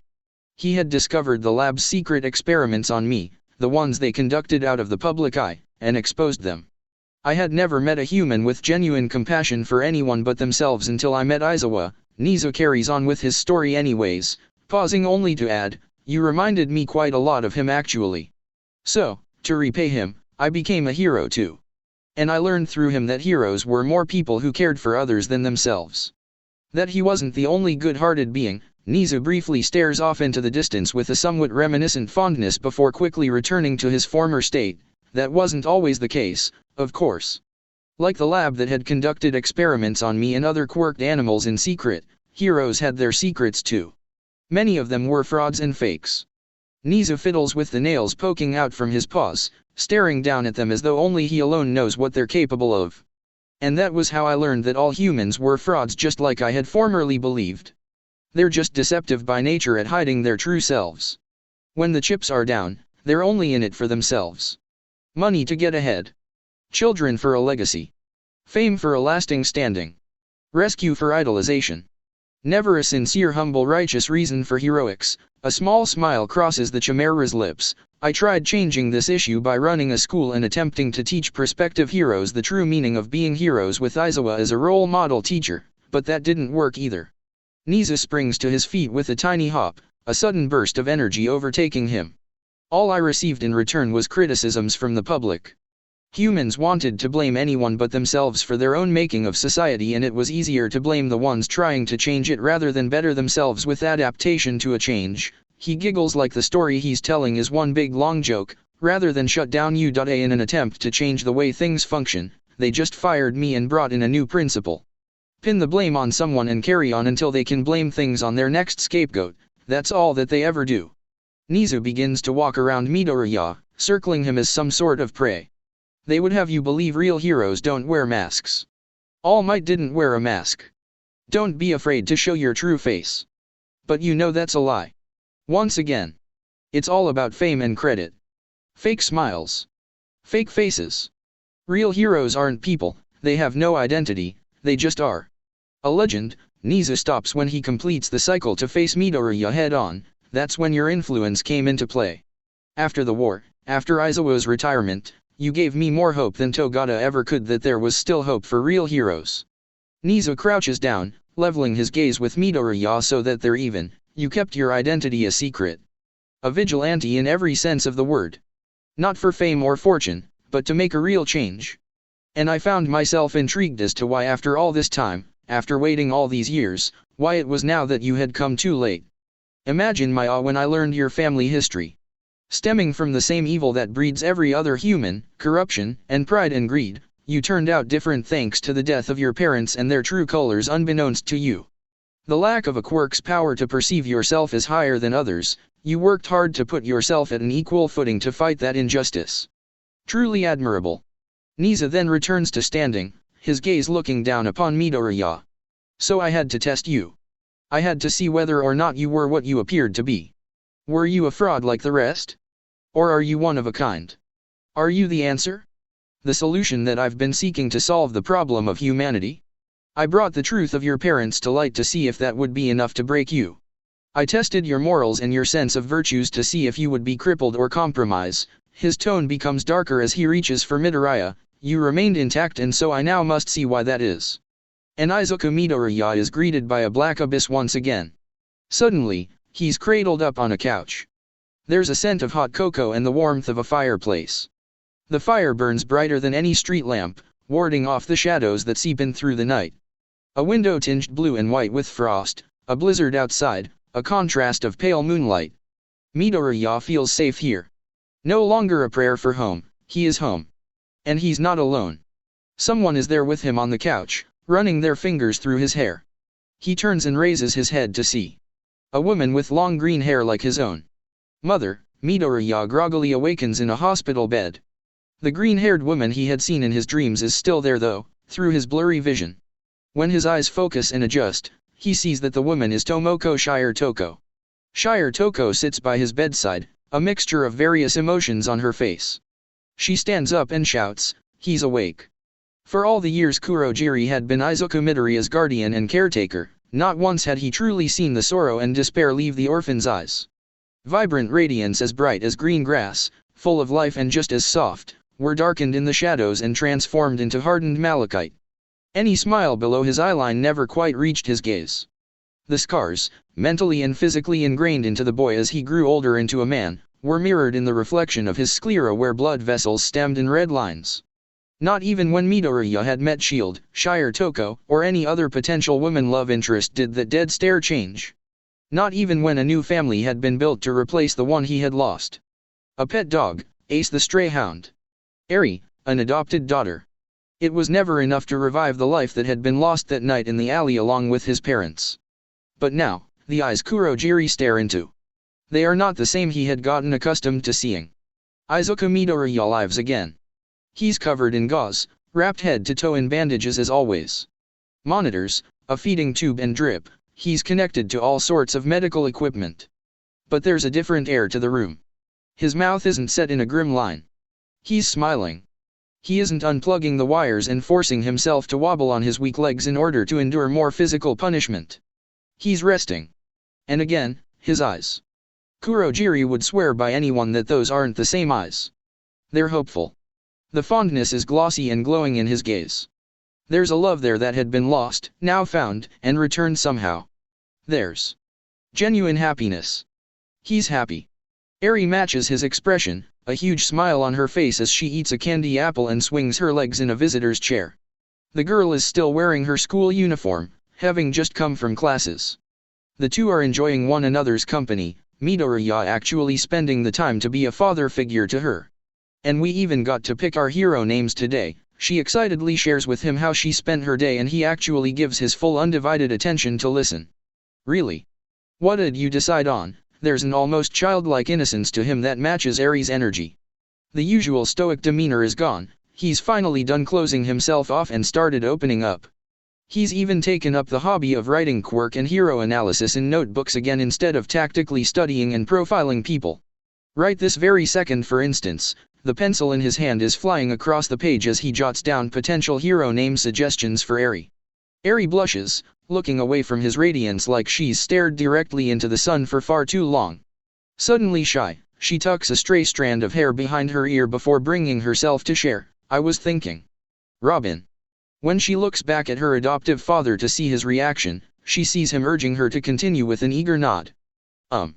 Because, Robins are symbols of hope and renewal. Everyone is looking for hope right now, and I thought the idea of renewal was fitting with my quirk. She timidly fiddles with her nails while staring down at her lap before glancing up again. Midoriya's eyes are so tender that they water at the corners, almost on the brink of tears. That's perfect, Eri. He praises her name choice and reasoning with such sincerity that nobody would believe the optimist he is now would have pessimistically considered Lemillion as a symbol of hope pointless. Have you designed a costume yet? He flips to a blank page in his notebook to start doodling outfits next. Kurogiri stares in shock. His yellow slithers are wide bars, taking in the scene in front of him. He's not so sure the man that they found is the same Izuku Midoriya that had gone missing. He'd consider Himiko Toga taking his place as some sort of imposter if she weren't captured. The way he was discovered unconscious outside the hospital was suspicious enough considering he'd come to the manor or cave before going to a public place. But all the tests that had been done, some from heroes at Kurogiri's discretion, prove the man in front of him is the one and only authentic Izuku Midoriya. It's when Eri says, "I was thinking something a bit more colorful than yours." And Midoriya responds, "What do you mean?" Kurogiri suddenly understands why the man he raised is acting so differently. "You don't remember," he utters his realization under his breath. Midoriya has completely forgotten that he's Batman, perhaps even the purpose of his crusade altogether. "Well, I'd want a cape like you have though." Eri obliviously continues to talk as though he does still have some awareness of his alter ego. She doesn't realize nor know it herself yet what's happened to him. "I don't really get what you mean, but sure, capes are cool. You know, All Might's Silver Age costume had a cape." Midoriya scratches his head like he's tending to a nervous itch before returning to doodling in his notebook. "I was thinking more along the lines of practicality. How should it accommodate to your quirk?" Suddenly, Eri's energy depletes. Along with her smile. Oh, her shoulders droop with the curve of her lips as she mumbles, "I didn't really think about that." Eri's quirk is still a sensitive issue to be worked on. Considering Midoriya's memory is faulty though, Kurogiri intervenes to salvage the situation. Miss Eri has been receiving counseling from her homeroom teacher. And that luckily rekindles Eri's enthusiasm. "Yeah, it really helps. Mr. Todoroki says he had trouble deciding whether or not to use his quirk too, so he told me to try flipping a yen coin anytime I have trouble." Midoriya's eyes widen at that, the number 2 hero. He would have already known about the hero's employ had his memory not been toyed with. "Wow, that's amazing, Eri." Becoming disturbed by the way Midoriya is acting and the reason why, Kurogiri hopes to cut things short and speak with the doctor. "I believe that's enough for today." He places a hand on Eri's shoulder but speaks directly to Midoriya, "You shouldn't exert yourself too much." "Ah, come on, do we have to go?" Eri complains about having to leave but gets up from her chair anyways. Kurogiri speaks tersely, "Yes, Eri," the authority in his tone surprising her. He realizes his own intensity and backpedals with a softer suggestion, "Why don't you grab something from the vending machines to snack on during the drive back?" "Okay," she nods while walking away but still seems shaken. Midoriya saying, "She's a good kid," doesn't allow Kurogiri to dwell on his mistake for too long though. The guardian looks at the man he helped raise and replies, "Of course she is. She's your kid." Earning a sheepish smile from Midoriya, "Thanks." He rests his head on his pillow while gazing upwards, "I'm just glad she's doing well without me." Kurogiri feels a sharp pang in his chest for some reason. "You'll recover and return home soon," and has the strong urge to set things straight. The thing is, something is stopping him. He's hesitant to snuff out the light in those eyes for the sake of Midoriya's identity if it means. Until then. "I want to ask you before I go, sir." Izuku, Kurogiri's yellow slants for eyes wobble as they try to stay steady. Midoriya sits back up, hearing and seeing his caretaker's reluctance to speak his mind. He cautiously asks, "What is it, Kurogiri?" Kurogiri clenches his fists before working up the courage. Are you happy?" and looking into those lively eyes again. "More than I've ever been." They're as bright as Midoriya's toothy smile. And Kurogiri can't bring himself to destroy that. He deserves to be happy. The world can do without Batman. Izuku Midoriya can do without Batman. Underneath the purple smog that shrouds his face, Kurogiri is smiling back, "That's all I want for you, my boy." But the thing about smiles is that they can be dangerously contagious. Katsuki Bakugo watches the news with a rictus grin. His movements kept to a minimum thanks to a straitjacket, he settles for rocking back and forth. The television tells him a story about his childhood friend getting into a bad sports car accident. No doubt, the whole thing is a fabrication thought up to disclose the fact that Izuku Midoriya is Batman. A cover story. Pure fiction. The public eats it up and actually buys into the bullshit lies. It's so funny that Bakugo lets out a little giggle. Whatever the real reason is that he was admitted to the hospital, he'll no doubt be back in action in no time. After all, the world needs its caped crusader. The bat signal in the sky outside Bakugo's cell window is the proof in the pudding. Bakugo loves how long it stays up. A reminder that Batman is out there despite not being on the official hero listing. But suddenly, the light goes out. The light reflecting in Bakugo's red eyes goes out. His smile drops. Without Batman, crime has no punchline. And that's not funny. Looks like you need me just as much as I need you. Bakugo begins his escape by slipping free from his straitjacket. Arms spread wide, wishing to give his friend a big bone-crushing hug, he plans to reignite the sparks using his own two hands. Ready or not, here I come, he allows himself to smile again. Batman. Darling. During his last day in the hospital, Midoriya wasn't expecting any visitors, least of all his childhood friend coming to check up on him years later. Kukin, his pointed ashen blonde hair and rugged good looks have barely changed. Minus the scar at the center of his forehead. Though Midoriya figures Kukin must have just gotten that wound from doing hero work. Rather, the weirdest changes are his old chum's shift in personality and fashion sense. For starters, Kukin isn't one for wearing a suit and tie, a purple one no less. And the usually gruff attitude he'd inherited from his mother has switched to the opposite side of the spectrum, a much more friendly side to his friend that he didn't know existed until now. Not that he should be complaining. It's nice to be close to Kukin again after all this time. The happy-go-lucky blonde has his arm wrapped around Midoriya's shoulders, pulling him into a side hug while he sits on the edge of the hospital bed. Funny thing happened on my way over here. I ran into that American girl and she asked about you. Maybe you and her should go out on a date. He fabricates a story and weaves lies much to Midoriya's current state of naivete. The bedridden billionaire blushes at the implication of a girl liking him. Really? I don't know, Kukin. Though it must be true if Kukin says it is. He trusts his childhood friend more than anyone after all. Kukin shakes the relative wallflower a little to get the nerves out, laughing a bit. You should make your move. Just go and do something small for a first time out. He pauses like he's thinking of an idea before snapping his fingers with his free hand. Hey. I know. Why don't you take her to see a movie?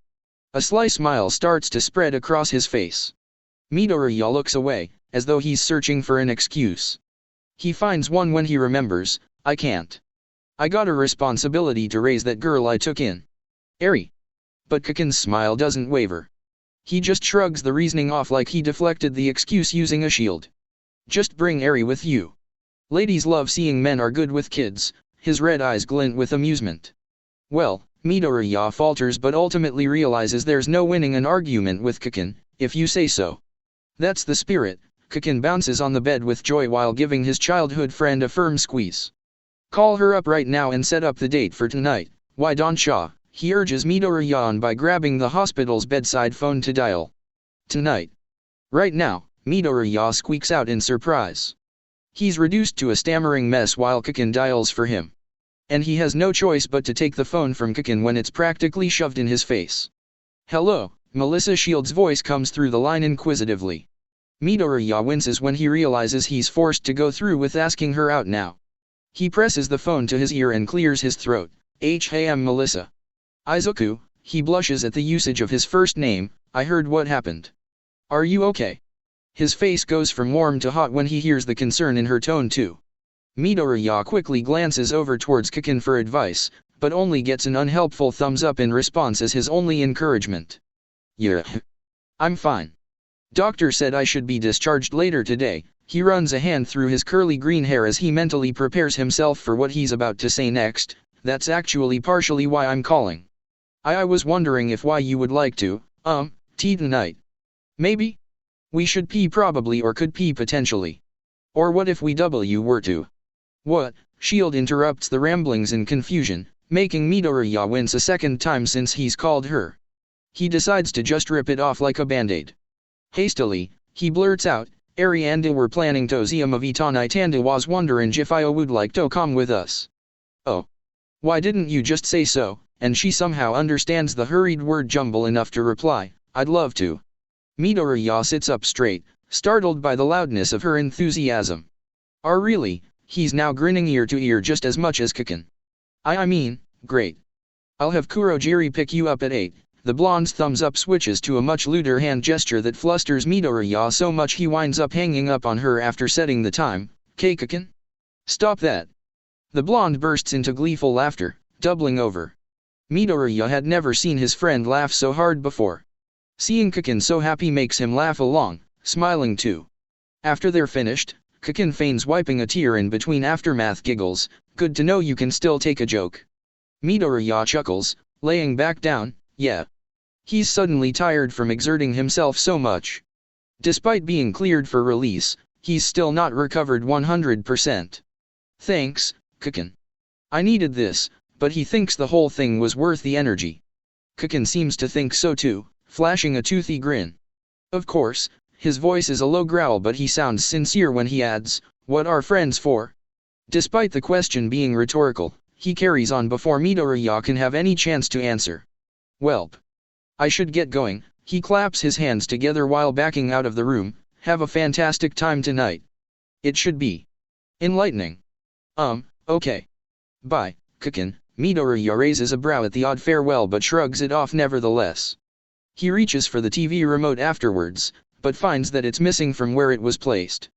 Come to think of it, Kaken turned the television off when he first came into the room, cutting the news station's story about some sort of prison breakout. Now the clicker is missing. Midoriya shakes the suspicion from his mind. He has no idea where those thoughts came from. After all, why would he suspect his best friend? The remote probably just got misplaced or taken by one of the orderlies. Midoriya closes his eyes, figuring that he should get some sleep instead anyways. He needs to be well rested for his date tonight. So he drifts into unconsciousness, allowing slumber to overtake him. Though he gets less than a peaceful nap. His dreams quickly become nightmares, haunting him with an irrational fear of clowns. Green hair, red smiles, obnoxious laughs. The madness echoes within his mind. Then a bullet flies through the clown's head and into his. Midoriya snaps awake, breathing heavily and reaching for his forehead. There's an ache, not quite a migraine, but no bullet hole.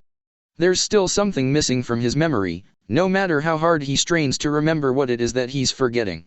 His thumb traces down to his brow as he gives up on trying to clear the fog in his mind. He instead calls for a nurse to take something for his headache and makes another attempt to get some more sleep. The next time Midoriya wakes, it's because Kurogiri has come to sign him out. He's taken out in a wheelchair, much to Eri's delight to push him around. Eri is even more thrilled when he tells her about the date he set for the movie theater. And even though Kurogiri warns him that he just got released for him to be overexerting his energy, the caretaker is just as happily supportive. I never imagined that you would one day spend a night like this. Kurogiri watches Midoriya climb out of the vehicle with a fondness in his tone that matches his slanted yellow eyes. What do you mean, Kurogiri? Midoriya's smirk matches his raised eyebrow. He's expecting some kind of quip. What he gets instead is a pause of silence. Kurogiri takes in the sight of the boy he raised, now a man, standing beside the daughter that he adopted and his date Melissa Shield. Nothing, Izuku. Nothing at all. He begins rolling up the door's window and looks ahead in order to drive away. Midoriya is taken back by his caretaker's actions, but shrugs it off just as quickly. Eri and Shield make the strange moment easily forgettable. Hand in hand, snacks in mouth, they spend the night watching the latest cinematic release. However, it's what happens after that will be committable to memory. When the three come out of the theater, the night has overtaken the city. Dead bulbs darken the sidewalk, no path of light to guide them home. Eri's grip tightens, her hand in Midoriya's. On the other side, Shield holds on just as strong. The touch is a familiar one. The sight is similar. The glint in the dark. The glimmer of something other than hope. A gun. Get back, Midoriya instinctively moves Eri and Shield behind him. He protectively places himself in the front, facing the figure that's moving towards them. The tall figure is wearing a wide-brimmed hat that conceals their face and a long overcoat that drags along the ground. But the color. This is a familiar sight for you, Zuku, and the voice. Midoriya's green eyes reflect the purple outfit before tracing it to the wearer's grinning expression. Midoriya swallows, not wanting to identify the man in front of him. Somehow, he can and can't recognize his childhood friend's appearance at the same time, as though the hero had undergone some sort of transformation to become a villain. He asks anyways, Kaken. But he was right in doubting. I got a new nickname now, it's not Kaken who answers, Joker. The gunshot that rings out is just as deafening as Ares' scream. The sound of the pearls from Shield's necklace hitting the pavement echo in that wide space. Darkness surrounds Izuku Midoriya before closing in on him. Suddenly, the street is small, just like the child watching their mother shot through the stomach. Shield falls as a bullet penetrates her waist. Enko Midoriya bleeds out from a bullet in her abdomen. The shooter, a cruel monster in the dark. The screeching. Like the sound of a bat. Despite the absence of a breeze, the night is chilly.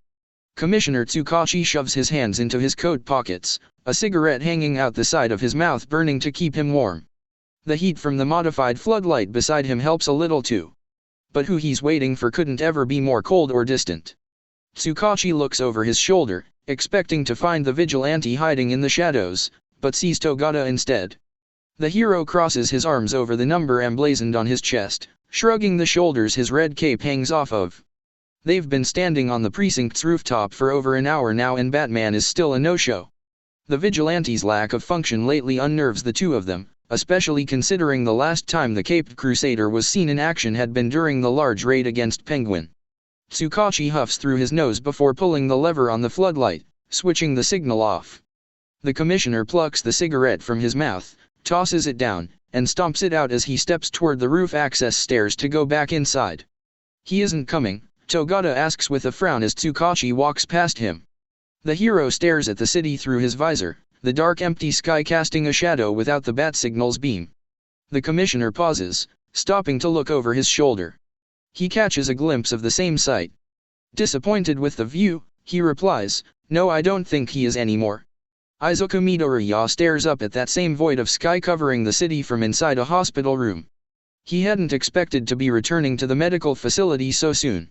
Nor for the reason that he is. Midoriya turns his gaze from the room's window to the bed in front of him. Melissa Shield is asleep, covered by a blanket and wired into machines to monitor her health. She had barely made it when rushed to the hospital. Restless even in her sleep, Eri burrows into her guardian's chest. Midoriya looks down, reminded that he's holding her in his arms. His heart aches for her. She had to witness Shield being shot and hadn't stopped clinging to him ever since. He runs his hand through her long silvery hair in an attempt to comfort her. On the television, a news broadcast reports a major development in the hero world. Even with the audio off, Midoriya keeps track of the story. A retired hero has returned to duty after uncovering a ring of corruption in the system. The current principal of U.A no less has been exposed by the original principal of U.A, the original reclaiming his position. Intali is shown being carted away in handcuffs as Nizu smiles and waves to the camera. Midoriya's head begins to throb. He forces himself to look away to make it stop. When he does, he spots a fellow greenette in the doorway. Tomoko Shire Toko knocks lightly on the frame before entering, careful not to wake Eri as she asks, "Is she okay?" Shire Toko notices the haggard form of Midoriya and adds, "Are you okay?" "Why yeah," Midoriya nods as he glances back down to make sure the girl that he's holding truly is okay, "She'll be fine. I think." His words are mumbled. Mainly because he's not so sure that he believes them. Shire Toko is quiet for a moment, perhaps contemplating her response.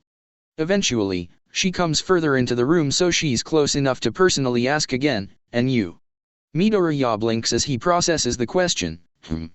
He shakes his head since his hands are too occupied to wave it off, "I'll be okay," then asks in return, "Did Kurogiri send you?" "He told me what happened." Shire Toko looks away to hide her embarrassment but winds up looking at the blonde in the hospital bed. "I'm sorry about your friend." Midoriya closes his eyes, unable to stand seeing Shield in such a poor state anymore.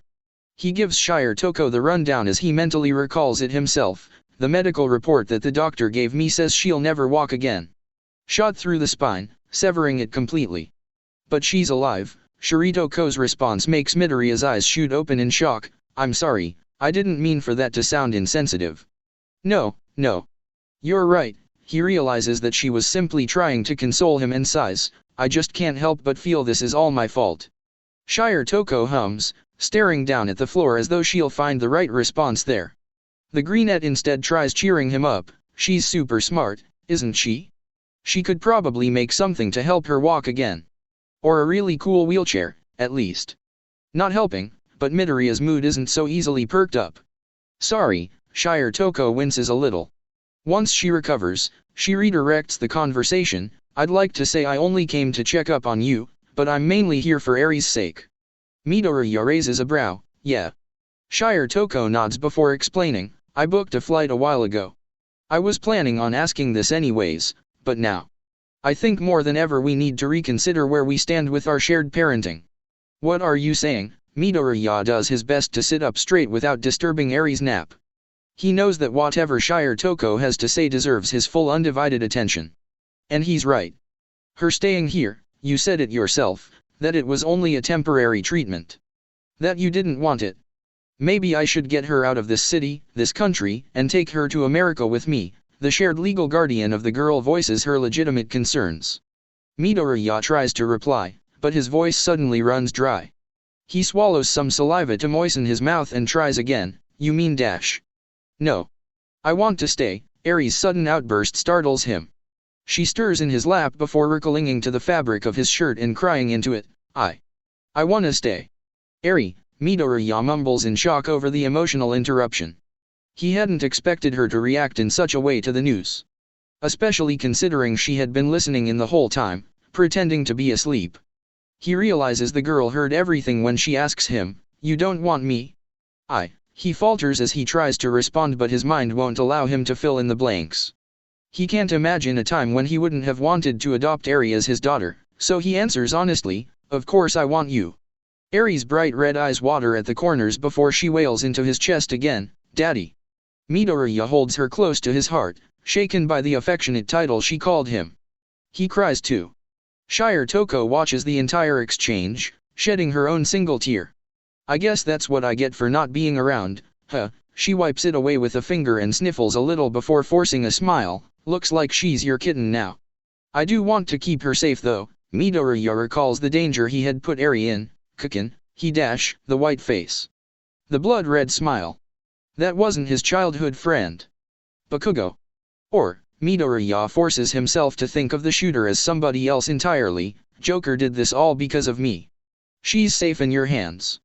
You just weren't ready for that. Shire Toko steps closer to place a consoling hand on his shoulder, but Kurogiri and I talked. It's time that we show you something. Kurogiri's voice draws Midoriya's gaze up. He hadn't realized his own caretaker and guardian had arrived a while ago. Midoriya stares at the butler. The man who raised him. There's something different about those yellow slithers for eyes. They're somber, yet accepting.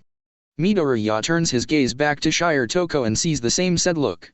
Eri shifts from Midoriya's lap to the seat beside him so that he can stand up. He does so slowly. He does so almost warily.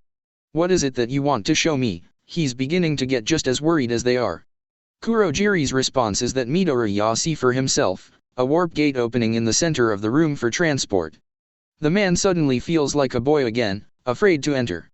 The dark swirling vortex shares the qualities of the shadows, like he's about to walk into a dark alley. What's in there? He looks to his father figure for guidance. But there's nothing Kurogiri can give him. This is something that Midoriya must do for himself. Midoriya takes slow steps forward and enters the black hole. On the other side, he finds himself at the top of a staircase. A dark tunnel leading down lays ahead of him. He feels afraid. Not of the dark, but of a metallic glint. Like the one from the gun Joker used. Like the gun in the alley. Midoriya begins his descent. Each step has him feeling closer to the answers at the bottom. Instead of glistening light coming out from the darkness, he's met by a winged mammal. A flying creature comes at him, screeching as though calling his name. And he realizes then that it's a bat. It's not the first time that Izuku Midoriya has been in this interrogation room. It is, however, the first time that he's not on the receiving end of the table. Instead, he finds himself sitting across from the former principal of UA until he smiles sidelong at him, a curious glint in her gaze.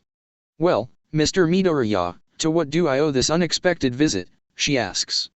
Cutting straight to the chase, Midoriya leans forwards with his elbows propped on the table. He keeps his voice level as a precaution but wants the woman to hear him when he says, "I think you're being framed the same as I was. Same person, same play, just a different stage." That manages to break her bemusement at his presence. She immediately shifts gears, turning serious, and returns the propped posture to lean forward and meet him halfway. "What do you know about that?" Her tone lacks suspicion but it is demanding of answers. But unfortunately, Midoriya has none. He shakes his head apologetically, "Nothing really. Just hearsay without evidence." Intali sighs, just short of cursing under her breath, and sits back in her chair.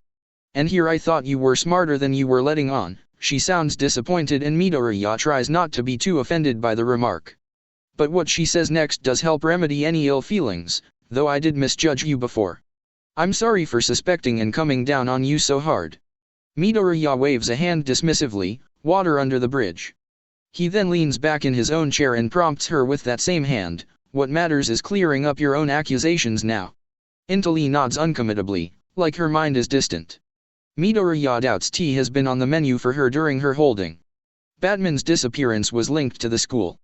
Fake evidence planted by Nizu like the security footage of you at the Iceberg Lounge. She explains that his capture and torture had been pinned on her. He contemplates the grand scope of that agenda. To lure him there and Nizu regain his position as principal via the setup. There has to be a reason he wanted to be back at Utada specifically. He doesn't doubt Nizu could have obtained political power or another higher standing of status quo had he wanted. So what was so special about the hero school? Had he missed something in its halls? You didn't see any of it coming. He has to wonder if Nizu had been in contact with Intali beforehand or if this had been completely under her nose. "No. He completely blindsided me." She frowns as she admits that he caught her by surprise. "So there's no leads there. Intali was somehow just a pawn in this giant game of Nizu's. Then we've got that in common." He massages his temple as he recalls the way his mind was toyed with and damaged. Intali peers at him, trying to see what it is that he's hiding from her just as much as she is from him. "How are you involved in all of this?" she wonders. Midoriya's mind lingers on his torture. The trauma makes him grind his teeth together. He knows that it has everything to do with him somehow. "I'm not sure. But I'm going to find out." He starts to stand up in hopes that he'll be able to get better results elsewhere if Intali isn't going to be any help. Intali purses her lips and gives him a withering look. "That doesn't sound like a good idea. You aren't a hero, Mr. Midoriya." But he turns his back to her, already treading towards the door. "We don't all need quirks to be heroes." He mutters it just loud enough for the ex-principal to hear. When he gets to his car, he connects the Bluetooth speaker to his phone and calls Kurojiri. His guardian answers on the first ring. "How did it go?" Kurojiri tries not to sound as eager as Midoriya feels to gain some answers. "I was right that she had been framed by Nizu, but didn't learn anything new other than that confirmation." Midoriya grumbles as he shifts the car into gear and begins driving. "It seems this one is as slippery as ever." Kurojiri voices his own displeasure over the dead end, but quickly recovers to change the conversation and mood by extension by saying, "You should return home then. Mistress Eri has been asking for you." Midoriya shakes his head, then realizes Kurojiri can't see him. Now's not a good time. Nizu needs to come first. He cuts in between traffic to gain some speed, though he knows not which way he's going in his search. "Sir, I understand that your mission is important to you, now more than ever with your memory returning. But this girl needs a father." Kurojiri continues to plead over the speaker, making Midoriya pause and slow on the speedometer. "It's true. I've been keeping her at arm's length. I'm scared to get too close. In case I lose her too." He admits to his fears of connection. It's why he'd also pushed away Shire Toko, Shield, and even Kurojiri. But it's then that he realizes he already has those connections. He already has those feelings. Those fears. His eyes widen when he realizes what Nizu has planned. It suddenly makes sense. Why Nizu organized things so that he'd regain control of UA. Why he killed the Yakuza and planned to use Midoriya for custody. It was all to gain access to Eri. The car's tires screech in protest as Midoriya hits a sharp turn. Nizu moves the Black Knight into position on the game board. In front of him is a vast array of chess pieces, the pawns mid-battle. With a tiny toothy grin and a twinkle in his otherwise black beady eyes, he awaits his opponent's move. Much to his delight, player 2 doesn't disappoint. The set of double doors to the office swing open and Batman enters through the entrance. This time, the vigilante has on a mouthpiece gas mask. Nizu can't help but giggle at the overdramatic precautionary antics of the self-proclaimed hero. I see you've learned from your past mistakes. He waves his paws up in a mock surrendering flourish. Despite all the bravado, it's just a joke. There's no toxins or gases filtering around through the air this time. It's over. I know what you've been scheming, Batman growls through a voice-modulating filter in the mouthpiece covering his chin. He stands tall, cape closed around him as the back-pointed ends drag along the carpeted floor. Whether it's a bluff or not, the vigilante comes across as confident. Nizu relaxes in his chair, folding his paws over one another. The grin hasn't left his maw. That's because you would already know had all of your memories returned. That remark gives the Batman pause. The vigilante's stride stops as he considers what the newly reappointed principal said. The two meet one another's gaze. Nizu's dark voids stare into the white narrowed lens of Batman's cowl. That speaks volumes without either of them saying a word. Nizu deduced that not all of the vigilante's memories returned, and not even the vigilante himself knew that was the case. What do you want to use Eri for? Batman opts for a different approach just to be cautious. He's laying his own bait as Nizu had to figure out his amnesia remains. The question meant to confirm whether or not his suspicions about the girl's involvement are true while simultaneously figuring out the grander scope of those supposed plans. Sometimes a damaged mind can be too much to handle. Nizu mimes drawing the word damaged in cursive over his forehead. The tiny claw he uses as a pen courses through his fur. The nail eventually reaches the scar that strikes through one of his eyes, resting there momentarily. Kurojiri. Bakugo. You. Nizu names a few damaged minds before losing his grin and adding one more, me.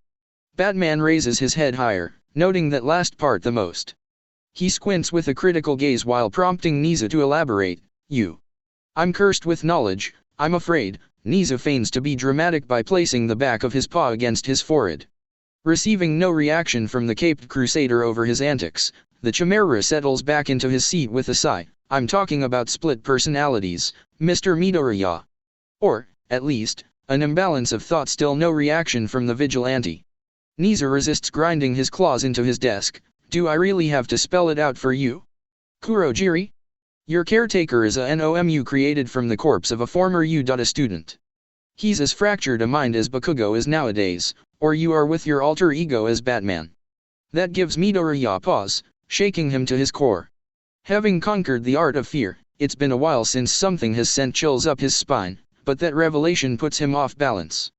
Kurojiri is. Midoriya trails off and swallows the words that were on his tongue. The vigilante pushes that matter to the back of his mind and refocuses on the enemy in front of him. Your mind was fractured too. A result of lab experimentation. Nizu reiterates his origin with a nod. It's funny how animalistic humans are compared to what you all consider snarling savages. Not easily misled, Batman puts the conversation back on the right course. What does this have to do with Eri? He takes an intimidating step forward. I was getting there. Nizu returns the intimidation with a sharp tone and dark glare. He waves a paw around while explaining, just as the Yakuza had seen value in her quirk, so do I. The ability to rewind. Imagine the ability to not just heal wounds, but to cure illnesses and so much more. She's still learning to control her quirk. And you can't force that out of her. Batman takes another step forward. Beneath his cape that's wrapped around him like a cloak, his gloved hands are balled into fists. Oh, I'm well aware. And I don't doubt that if she were to get a handle on it, that she wouldn't be more than willing to accommodate myself and others with such impairments.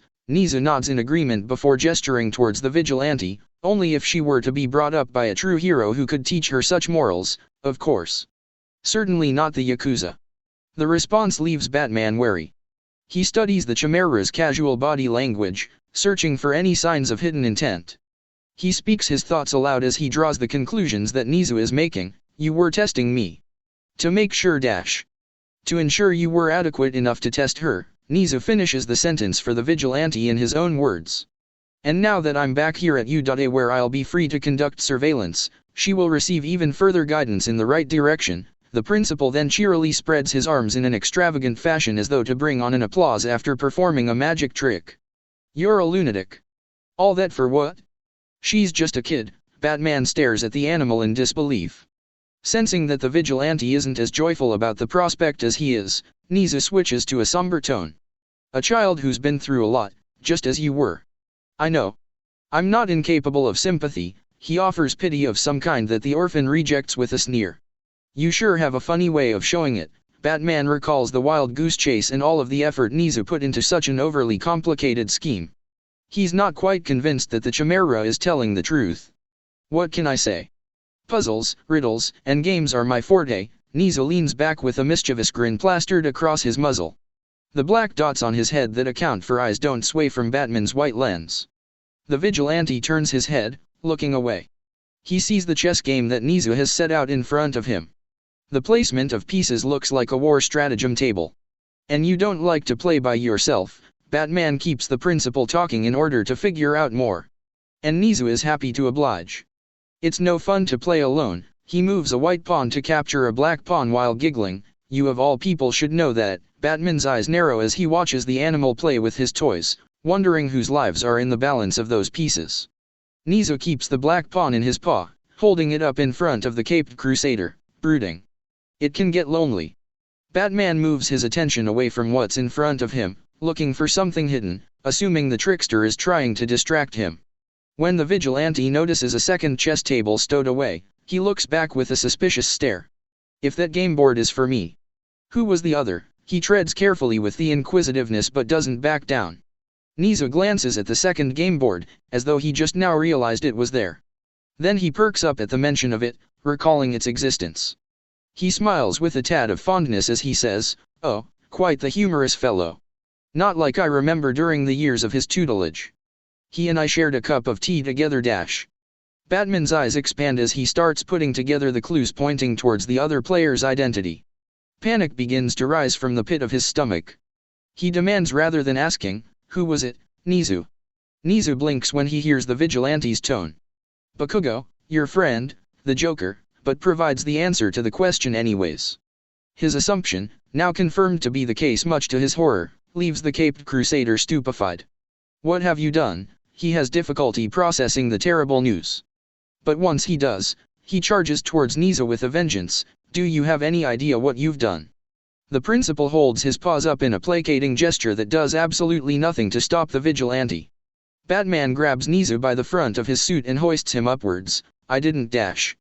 Did you tell him everything that you told me?" "Your plan with Eri," Batman yells into the Chimera's face.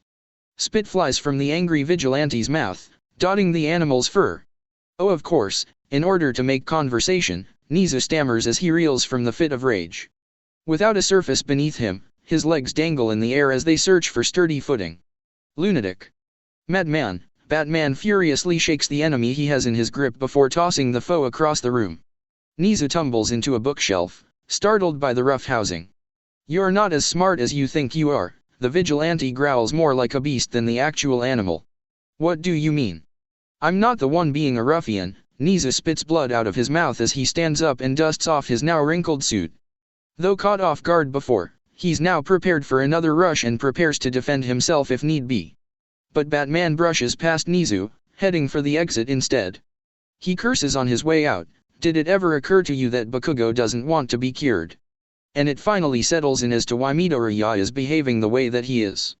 Realizing that he may have misjudged how psychologically damaged Bakugo has become, Nizu places a paw against his forehead. "Oh my! I have made a mistake," he admits under his breath the dire miscalculation on his part.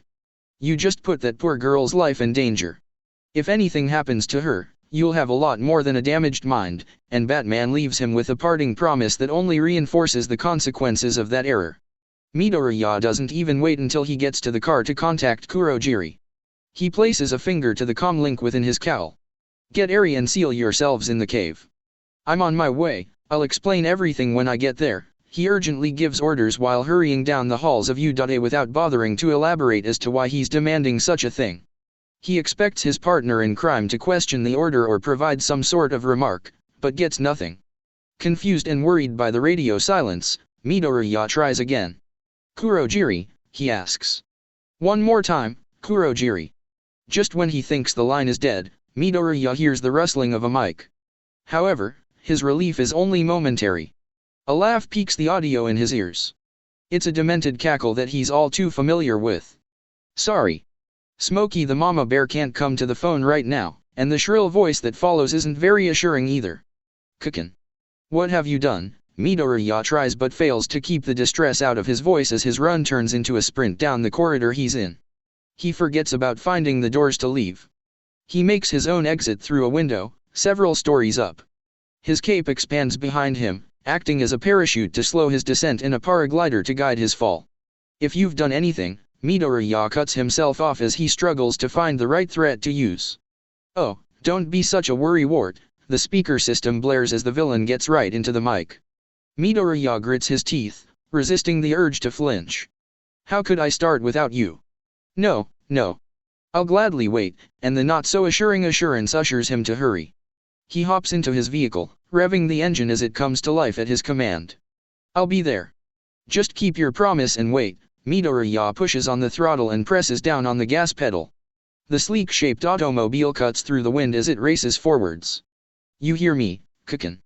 You wait for me. Midoriya cuts hard on the steering wheel and takes a turn down a service road to use as a shortcut back to his home in the manor. You know me better than anyone, Batboob. I'm a man of my word. A giddy response plays through the car's speaker system this time. Followed by a darker toned, see you soon. The vigilante yells in aggravation while urging the car to go faster. The speedometer reaches its limit and the tires tread the terrain with extreme force. Weaving in and out of lanes being constructed, the vehicle runs over cautionary traffic cones without a care. With a press of a button, a flame shoots out the back of an exhaust port and the car's momentum carries it over a dead end and into a drained canal. The half-pipe serves as a raceway. A direct chute to the destination.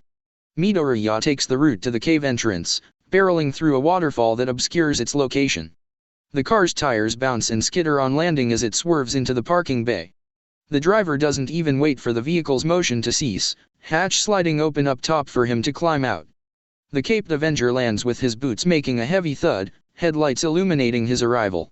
He's met by a single applause coming from the rafters above. When Batman looks up, he's not surprised to see the pale face of his former childhood friend staring back down. A blood-red smile is smeared around his lips and his hair has been reddied green, punctuated by a purple dress attire. You do know how to make an entrance, the horrific clown visage greets his mortal enemy. Midoriya offers no words in response, instead opting to aim his grappling hook and firing it so that he can ascend to the same catwalk. His cape trails behind him up and over the railing. Only when he's face to face with his rival does he see Eri is also there. Her mouth is covered with duct tape, a red smile sharp-eyed over it. Though brimmed with tears, her eyes light up upon seeing her guardian. Let her go. Midoriya faces the villain with the fury of a father. But Bakugo appears unfazed, laughing without a care. It looks like you got your swagger back. He instead addresses the vigilante's apparel with a gesture from the switchblade that slides out from under his sleeve. It presses against Eri's neck, unconsciously making Midoriya lean forward with the urge to rescue her. If you hurt her, I'll kill you, damn it, Midoriya growls through clenched teeth. He fights the instinct to protectively rush in, not wanting to risk Eri's safety. Bakugo frowns, cocking his head to the side. Now hold on a minute. That doesn't sound like you at all. Don't tell me. He narrows his eyes at the vigilante in front of him as though searching for a person that isn't there. Watching the gears work in a dismantled mind pushes Midoriya forward. Not wanting the unstable villain to do anything rash, he tries to keep him talking. I know exactly who I am. It's you who's lost their way. No, no. Even your banter is all wrong. Midoriya seethes through his teeth when he sees Bakugo press the switchblade against Eri's throat a tad more. Well. This is just disappointing. You're just playing dress up at this point. Bakugo looks the vigilante up and down before setting his eyes on his hostage, but maybe Eri here can rewind you back to your former self. Yes. Yes. That's it. Midoriya breathes in and out before looking at the girl in captivity. Eri. Just do what he tells you to. He tries to keep his tone calm to ease Eri's nerves while addressing her. Come on, brat, listen to Papa, but Bakugo makes it difficult. The blade begins digging into her throat, breaking skin. The threat is to urge her to use her quirk on Midoriya. But Eri's defiant eyes move from her guardians to her capturers, horn on her head glowing as it grows for a different purpose. A bright light illuminates the darkness of the cave, disturbing the bats that roost from stalactites above. The mammals swarm down as they're awoken by the increasing glow. Bakugo lets out a blood-curdling scream as he's enveloped by the light. It's so blinding that Midoriya can't even shield himself with his cape, nor can he see Eri anymore. Concerned for his daughter's safety, he takes now as the opportunity to blindly rush in. Midoriya finds his arms around the waist of a slender but well-defined man. He realizes that he's grabbed onto Bakugo and not Eri. Closing his eyes, he commits and follows through with his charge. In one continuous move, he tackles the villain off of the rafters, bending forwards so that they plummet head first. They hit cold water, a rude wake-up call. Bakugo breaks the surface first, twisting free from the jacket that Midoriya is holding onto. Midoriya discards the coat and swims after him, breathing in the cave's humid air once he too reaches the top. Gloved fingers grab the fiend by the throat. Who the fuck are you? Bakugo chokes out a surprised response as he's manhandled by the demon visage. Me. Bats dart left and right as the vigilante pulls Bakugo close so that they're nose to nose.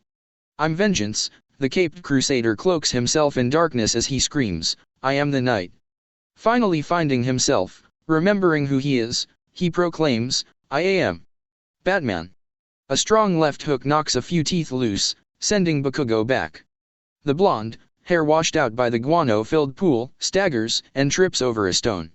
Batman is upon him before he can get up, already raining down more punches. There is nothing the vigilante can do to cause him the agony that he brought upon others. But he can come close. He can crush the clown's windpipe and sever all oxygen from his brain. He can push the criminal's ribs right through his lungs and rupture his heart. He can pound the villain's skull into the pavement until it fractures into so many pieces that brain spills out. Distantly, Kurogiri staggers into the lower section of the cave. He's disheveled, suit torn in places and metal collar dented. His yellow eyes broaden when they see what's happening. You have to think about what you're doing. Who and what made you who you are. Think of how an animal like him could never understand that. It's what makes him who he is and you who you are. Think. All those things are what the vigilante should have done long ago. To every single one of the criminals he fought. When he put them down, he should have put them down permanently. Or so he believes now, on top of the one who dared take a child and threaten their life. God help me. You have thought this through. I don't know how I could stop you, but I won't let you throw your life away. The weak body of the man who raised Midoriya stumbles forward to try and grab his son. Kurogiri, Midoriya feels his father figure wrap his arms around him. A warm embrace that prevents him from further beating on Bakugo. If Batman wanted to be a killer, he could have started a long time ago. But it's a line. If you cross that line, if you kill tonight, man, or animal, in my eyes, you'll be no different from him. Kurogiri's hold tightens around Midoriya's shoulders. The man trembles in the grip like a boy, slowly breaking. Bakugo lay unconscious in a pool of blood, smile wiped off his smug face. In the cave's pit, the tight space looks a lot like an alley. It was from an alley that a man with a gun emerged from the darkness and murdered Midoriya's mother and father. In that single moment, his childhood ended. He made a promise on their graves that he would rid this city of the evil that took their lives. Tonight, he nearly became a part of that evil. The bullet never left the chamber tonight. So the bullet hole in Bakugo's forehead has vanished. Eri's quirk has reverted him from that same evil. The little girl joins Kurogiri and her father, her childhood just beginning. Snowflakes dance in the shimmering sky, a choreographed ballet conducted by a gentle wind under the sun's spotlight. Steel gray clouds roll in the distance, coming to close the final curtain. Not before all of the sunlit glitter can descend and cover the stage though. The city, glistening windows illuminating the snowfall, tells the story of the play. In the end, the earth of yesterday is covered as white as any new page, marking the script's final chapter. It's the holiday season. Parents rush from work to buy their children gifts with their day's hard-earned money. Those same kids throw snowballs and sled down slopes in the areas unoccupied by adults. It's a wondrous sight to behold. Colored lights are strung between lamp posts and traffic lights to make things all the more merry. It works. People are happy. Izuku Midoriya walks along the sidewalk, boots crunching the ice beneath his footfalls, taking it all in. His hands are shoved into the pockets of his full-length overcoat. The wool fabric is warming despite the bitter chill in the breeze. A green scarf is wrapped around his neck, pulled up past the point of his chin. The color complements his hair and the black of his wintry jacket. but the red of the rose he brandishes stands out the most. He cuts into a corner pocket, taking the alleyway separate from the sidewalk. Snow tries burying litter and trash, but the garbage still breaches the surface of white. Graffiti is glossed over with ice, but it's not washed away. The memory remains here, not so easily forgotten. Izuku bends a knee, crouching down at the exact spot of the alley that he lost his parents. He places the rose that he brought down, paying his respects. A plane soars overhead, casting a winged shadow over the orphan as he honors his mother and father. He's reminded of Tomoko Shire Toko and how she caught a flight back to America. She'd tried convincing him of going with her. But this is his home. A black cat meows as it steps into the alley, paws sinking into the snow. The feline hops from there onto a window ledge and slinks away, tail flicking back and forth. The shadow of the aircraft leaving the city passes by, snowflakes floating down and dotting Izuku's coat. He can see Udade from here. The prestigious hero school had somehow survived scandals and much more to remain open. But all thanks to the cooperation of its principal turning himself in.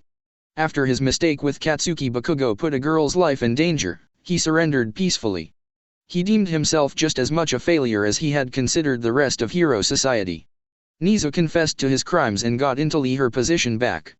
And now, the same girl that had been put in danger by the school is kept safe there. Udada reopened its dorming system and received better security from the tech department at Midoriya Enterprises. Thanks to a joint effort with the school, the company was able to recover its costs.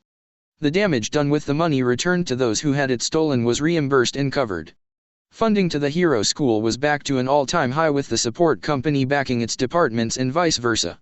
It had also helped that Izuku sold his manor and resigned from his seat at the board of directors. It wasn't just a PR stunt, but a move he felt necessary after the revelations of his parents and the money that he inherited from them. He held a press conference and addressed all that had been disclosed to him by Commissioner Tsukachi. It was time for him to relinquish control of his business and accept responsibility on his family's behalf. Because he still loves them despite what they did. Izuku stares at the rose he put down, imagining it would be kept in a vase instead if his mother were still alive. Perhaps his father would have given her a whole bouquet instead. He misses them. He forgives them for what they did. And he'll continue to fight for them, not for who they were, but what had happened to them. He rewrites his vows as he's showered by snow, the slate wiped clean. The earpiece Izuku keeps on him beeps in his ear, alerting him to an incoming call. He wished not to be disturbed but accepts it anyways. Mainly, out of curiosity of who could be reaching out to him. It's not Kurojiri. He had relieved his caretaker of duty. After Nizu revealed to him his guardian was really just a Noma made to be a butler, he decided to free Kurojiri of his slavery.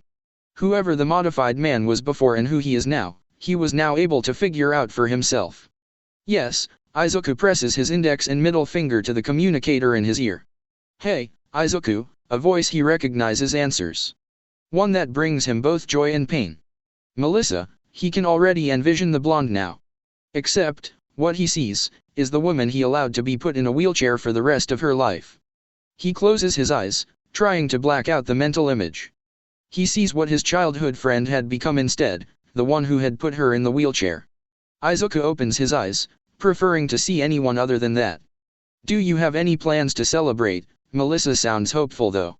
It could just be the time of the year, but he hopes that her tone is an indication that she's on the right track to recovery. Even so, he has to turn her down. He shakes his head. Then remembers she can't see him. I'm not very used to celebrating. He looks down the alley and remembers the night he lost his childhood cheer for holidays. Come on. It's the holidays.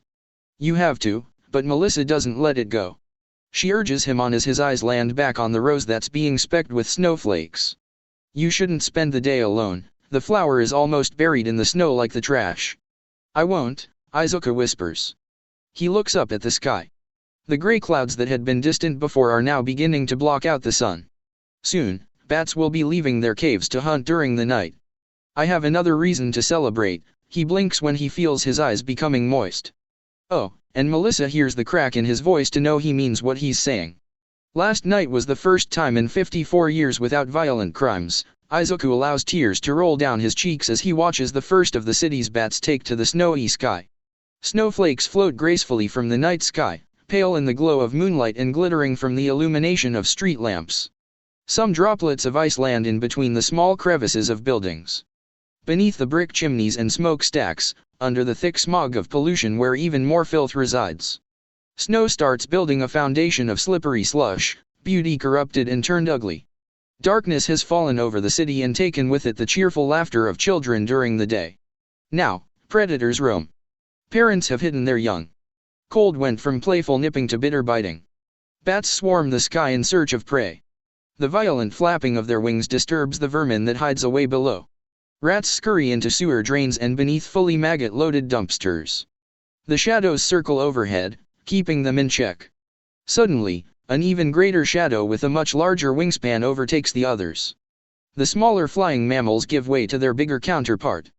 The night belongs to them all. The hunt is shared. But the city belongs to him. The Batman. Below, a family of 3 hurries down a sidewalk. They were late getting out of a store, and even later to catching a cab or a bus. With transportation no longer running, they find themselves running. The chill of the night snaps at their heels. They think about cutting through an alley to lessen the time that they're exposed to the cold's bite. They foolishly try the shortcut. A young boy runs in between his mother and father, all of them oblivious to the phantom stranger ahead of them that blocks the alley's path. Like the ghost of Christmas past, a man holds the family at gunpoint. He demands a wallet from the boy's father. The proud parent steps in front of his child protectively. His wife at his side, silver necklace glimmering in the snow like a pearl necklace, is on the verge of screaming. All might had died a long time ago. He won't be coming to their rescue. It's the holiday, so there are no police officers on duty to patrol the streets. Not even the current heroes are willing to sacrifice their personal time away from their own families to protect another's. Only one who knows what it's like to lose a family comes. The dark night of the night. A horned demon visage rises up from the shadows behind the family, positioned directly over the boy. White eyes contrast the black void of the monster's shape, narrowing to fixate on the man trying to mug the family. Suddenly, the gun in the bandit's hand begins to shake. His palms have become sweaty, fingers losing their grip on the firearm. The caped crusader doesn't waver though, not even the slightest tremor while having a murder machine aimed at him. Continue to point that gun at us. And I guarantee you will never walk again. The vigilante come to the family's rescue speaks in a low and raspy voice that startles even them.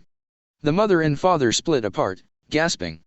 The boy in between becomes frozen in place, gawping at the ominous figure that towers above him. The gunman lets out his own gasp through an equally jaw-dropped mouth. The terrifying presence of the living shadow's threat holds a heavy-weighted vengeance. The weapon slips from the man's hold and falls to the ground, sinking in the snow.